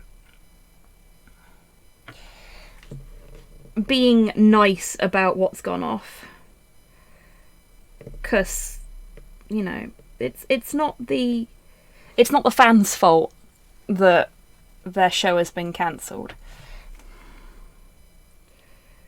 So it's good that... There we go. They can still use those tickets.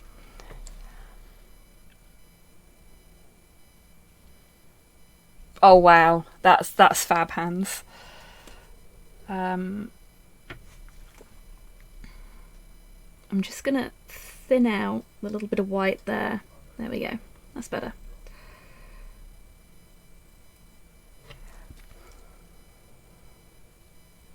Do you think the tickets will still be usable in 2025? Oof, harsh, but at this point, fair. Hopefully things are gonna start sorting themselves out soon.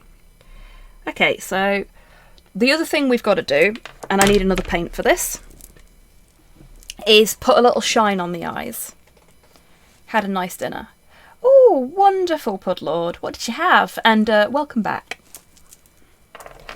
We're going to use a little bit of Spaceship Exterior, which is an army painter paint. Folks who've been here before will know I'm a big fan of army painter paints. I prefer them to Citadel, but I prefer Citadel to Vallejo. That is a personal thing. Everybody has their, you know, their own thing. And it is very much an each to their own kind of thing.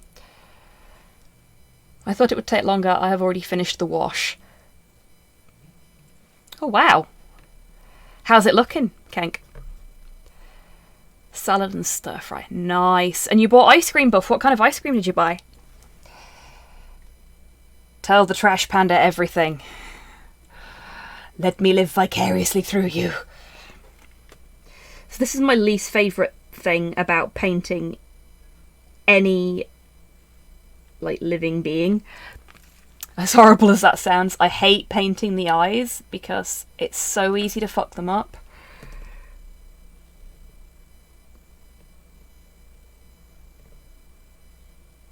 Even with the Psycho. There we go. So all I'm doing is I'm taking a tiny little bit of the Spaceship Exterior, which is an off-white, and just booping it. Oh yes, that's worked perfect, look. Okay, I don't know if I can show you, I don't know if you'll be able to see. But he has eyes now, like he has shine on his eyes and everything. It's just what we want. I'm going to see if I can make it a bit bigger without cocking it up.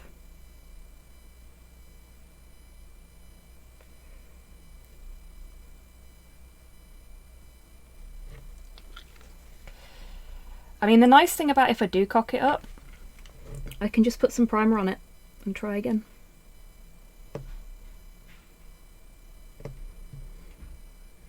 Really, until you've put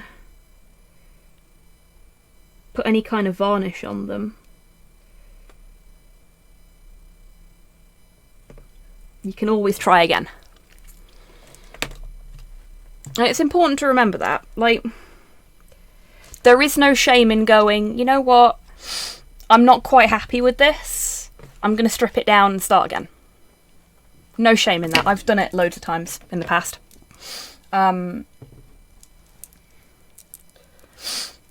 Just make sure that you're using something to strip the paint off that is suitable for the miniature.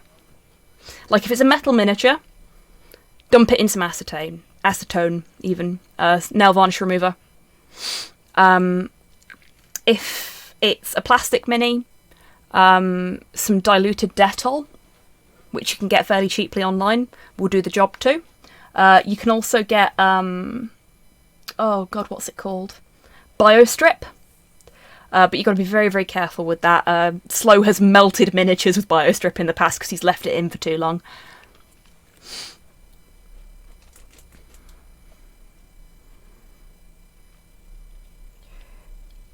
But yeah, that is the hardest part of this miniature painted on this stream. I am very, very pleased about that. And it's gone better than I expected it would. Like, he looks pretty good.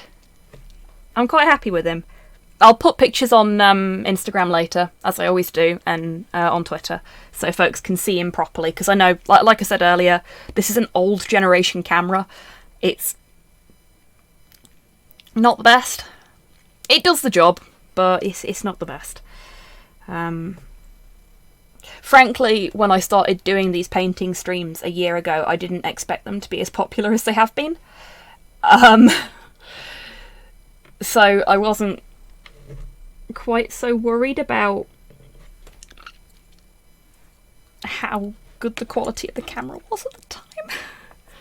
And now I'm really conscious of it, because, you know, you folks actually show up and you stick around. Which is something I never expected would happen, if I'm honest.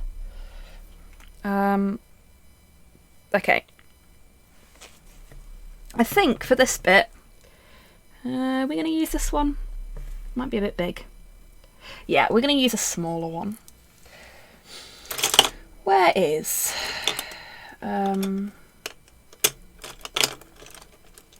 Oh, yeah. Does everybody remember the fine detail brush that I had? The old style fine detail brush that I was using as a dry brush because I'd knackered it so badly.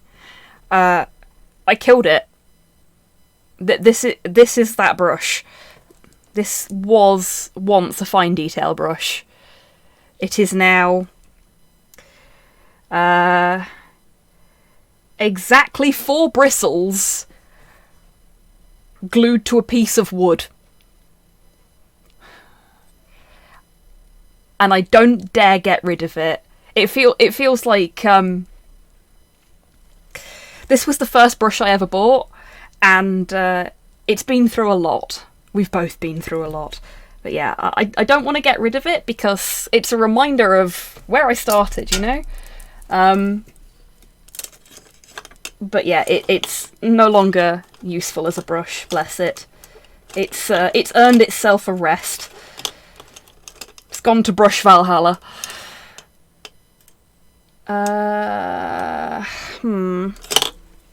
It does mean that I don't have a makeshift dry brush anymore.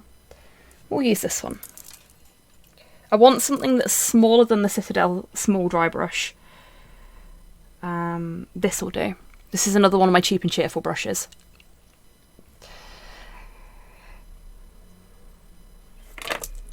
And what I'm going to do is I'm going to take the Mechanica Standard Grey, which is the lighter of the 2 greys I'm using.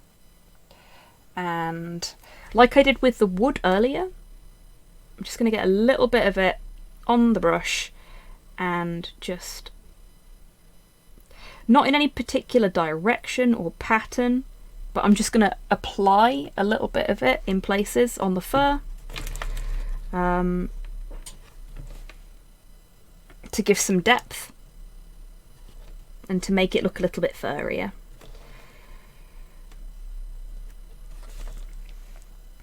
Now, Ray's tail is much bushier than Egon's, so this is going to work quite nicely on his tail, which I've then got to apply some more black to, because raccoon tails are actually black and white, or black and off-white, I should say. Black and beige.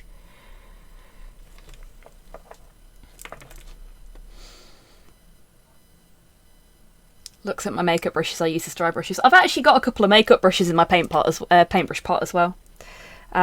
Makeup brushes are perfectly valid hobby brushes. Really, there's a lot of brushes that a lot of folks wouldn't necessarily think make good hobby brushes that are fantastic hobby brushes. Like I've seen people use cheap kabuki brushes. They're the like really big makeup brushes as dry brushes for larger miniatures like tanks and knights and stuff like that. And it gives a really good effect. Also, nail art supplies. My sisters cry when they come into my hobby room to talk to me. That's fair, Kenk. But, you know, as long as you're not using their makeup brushes, they've got nothing to complain about.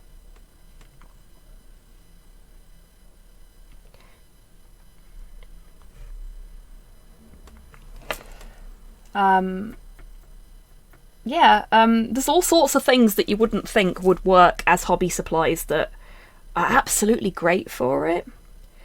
So yeah, you can get like, yeah, I've got some here. This is pearlescent nail powder. And if you're careful with it, you can apply that on top of paint to give stuff like a vaguely Zinchian sheen. Which is probably giving you folks a hint about why I've bought it.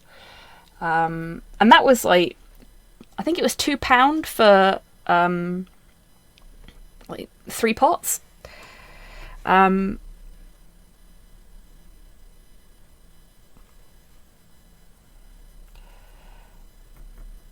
when I finally get around to finishing my Night Lords, you'll get to see that nail stuff in action. Get around this by giving my wife new makeup brushes and using her old ones. Genius, Torpor. Love it. Love it.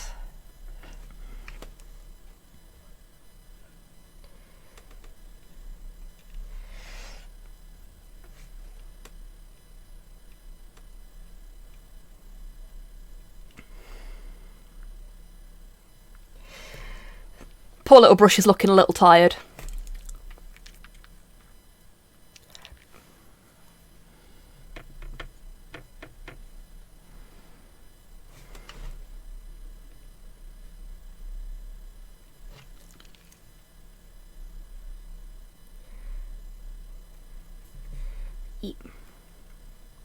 Just picking up a little bit of the excess paint with my thumb there. They leave them lying around and I blame the Fae. Never works though. You want to be careful blaming the Fae folk for stuff. They get wind of it, you'll be in trouble.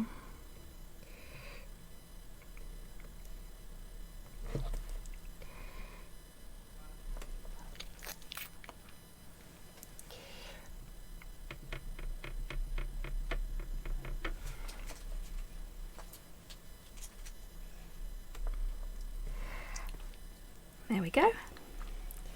So that's already given him quite a nice little bit of depth.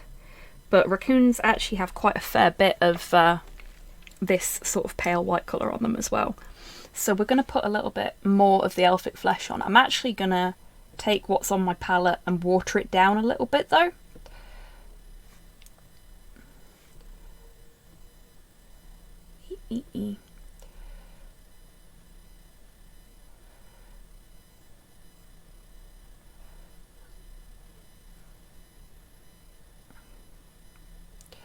I've now got way too much.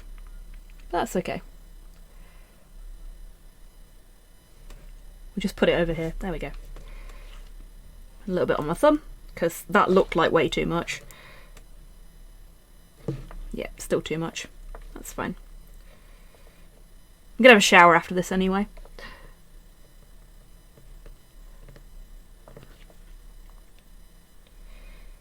So with the Elphic, I'm trying to make sure, like I did with the wood, that I'm doing my brush strokes in a single direction, because with this it will go on kind of streaky because of the way I'm doing it, which is what I want.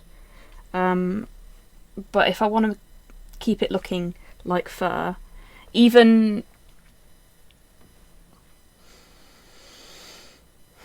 in all my life I'm prepared, I wear iron rings for a reason. Fair enough, Kenk. You're keeping yourself safe, that's the important thing.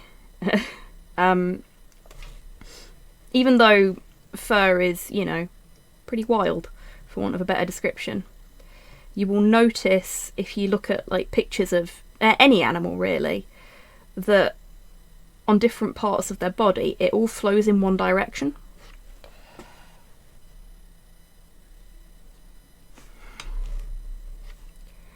And it will be a different direction depending on which part of the body you're looking at.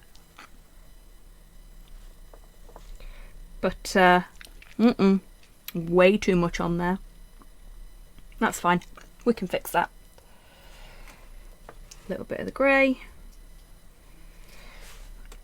You see what I mean, how you can fairly easily correct what you might consider a mistake. Just with careful application of other colours of paint. Which is why we've got the exclamation mark mistake sound command on these streams. Because as one of my idols, Bob Ross, used to say, we don't make mistakes, we just have happy accidents. And yeah, it can be a bit of a pain in the arse, but it's fixable. I'm from Cornwall. I know a lot about the Fae, and they don't care. I don't think they do. I don't ask questions. That is the right answer, Kenk. Don't ask questions, they get you in trouble. Okay, we're gonna go with white at the base of the tail, I think. Now, I've got a little bit of primer stuck in this brush as well, and I don't care because I think it might actually make for a nice effect. I don't want this to be consistent. I want this to look like fur does, which is, you know, different shades. And like when people are painting hair, like human hair, there's often a leaning towards just going with a specific colour. But unless your hair's dyed like mine is, then there's actually going to be a lot more colours to it than you might initially realise. Like my natural hair colour, partially because of my Eastern European roots, has all sorts of different shades in it. There's copper, there's really dark brown, there's lighter browns, there's even little bits of blonde in it. When it's natural, obviously. Not now. But there's all sorts of different layers and tones in there.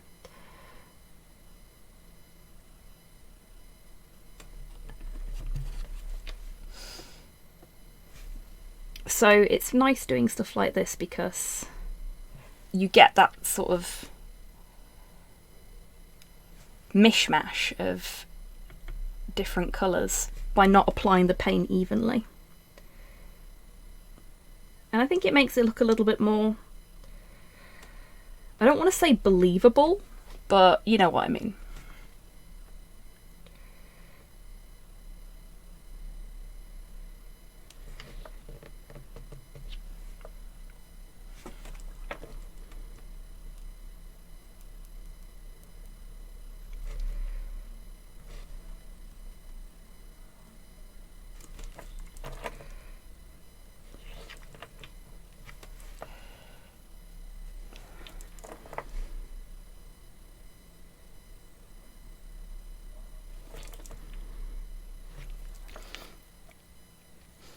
My hair used to be a lot blonder when I was younger and outside more. Now it's dark blonde.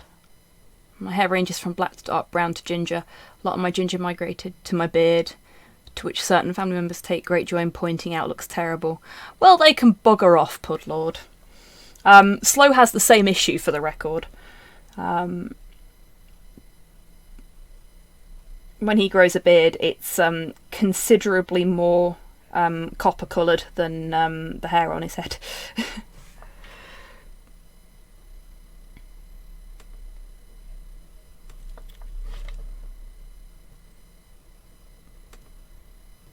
There we go. So that's the paler bits done. Now I'm going to do the same thing but with the black bits. Hey D-Mac, how you doing, mate? Feel like it's been forever since I've seen you.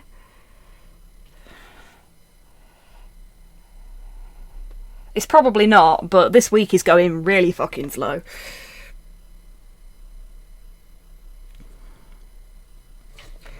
So again, I'm not going to be too precious about getting the paint on there consistently, because I don't want it to be consistent. Hello there.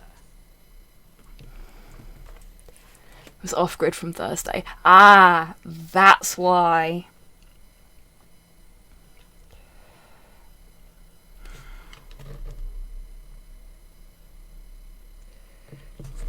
Hope everything's okay, mate.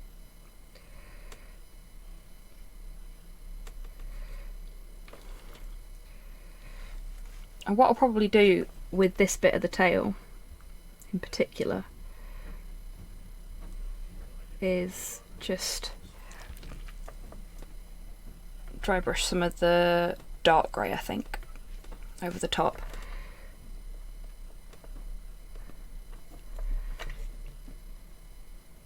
Very little bit, just to give it a little more depth. And then when we come round to doing a wash right at the end, because I'll put some Nuln oil on various bits of it, we'll put some on the tail as well, just to give that a little bit more. No signalling when we fell. Fair play. Back home now then, eh?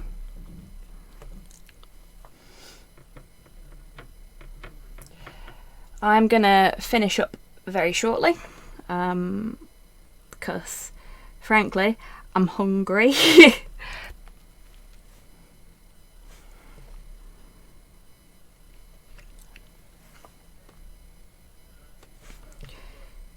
So I'm just gonna touch up a couple of bits. Gonna put some shading in the back of this leg.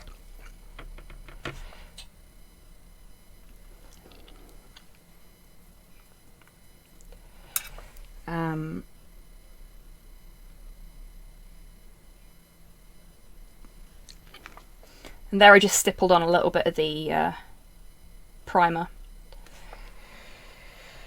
because that bit's kind of hidden, and I've got a little bit of the white mixed with a little bit of the primer.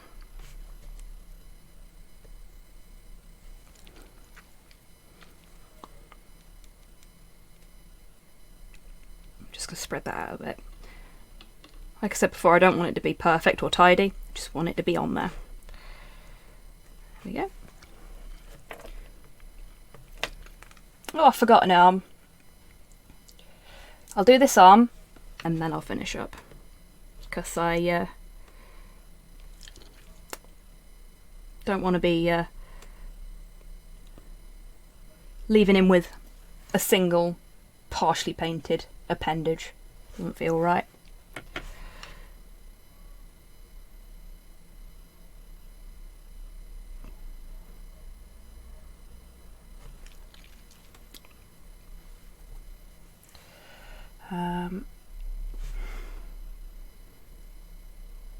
There we go. A little bit of the grey, just to sort of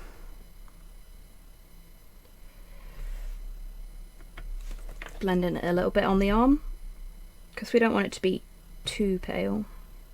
There we go. That'll do.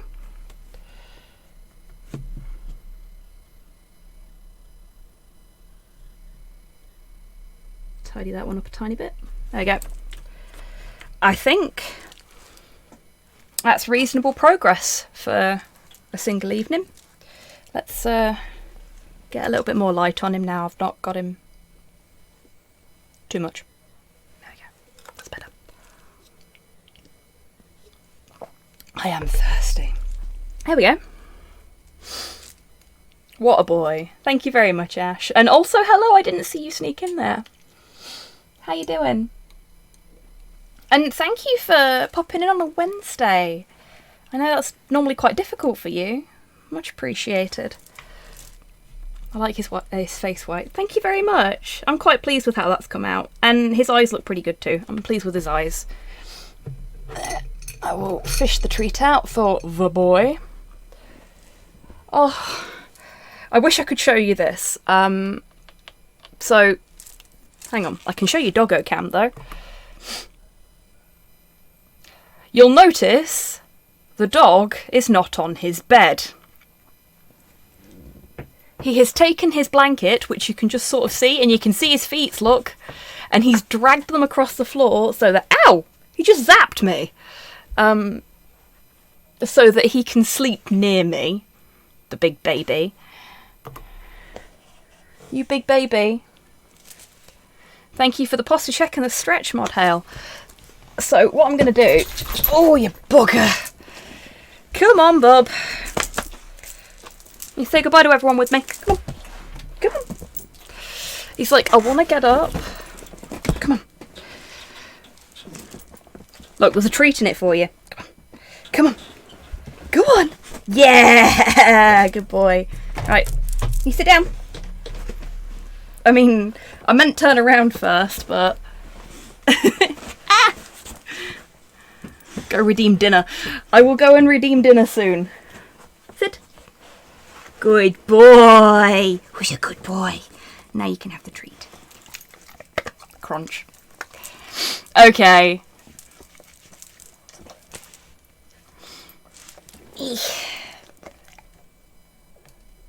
There's the boy. Okay, so let me just move my paint out of the fucking way because I put all my paint in front of my stream deck like an idiot. Honk. Okay. Stretch and the posture check from Mod Hell. So there's the stretch. You bugger. Oh. And the posture check. Oh, my neck clicked then. Lovely. Right. And with those done, massive thank you to everyone that's come along today. I hope you've had a good time. I've been having a lot of fun, but I always do.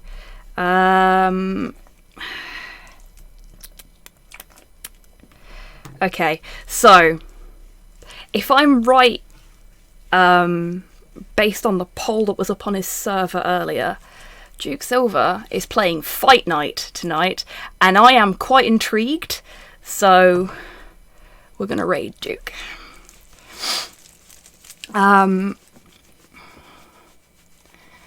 So, yes, I will be back on Friday with some more Hobby Happy Hour. We will paint some more of the Ray Raccoon.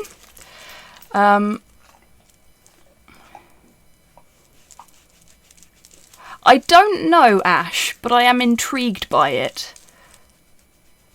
So, I guess we'll find out. He might be playing Dark Souls.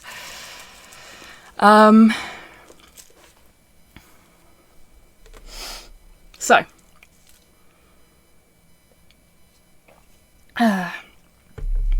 I'm going to go and get myself a pizza. Oh gosh, no, I hadn't heard about that, Ash. I'll have to have a look. Also, thank you Torpor for putting Turrisaz in. I've not heard them in a very long time. Very good band live. Yes, so I'll be back on Friday with some more Hobby Happy Hour. I hope you can join me then. And as always, until I see you next, take care of yourselves, take care of each other, wash your fucking hands, and have a great rest of your week, everyone. All right. Take care.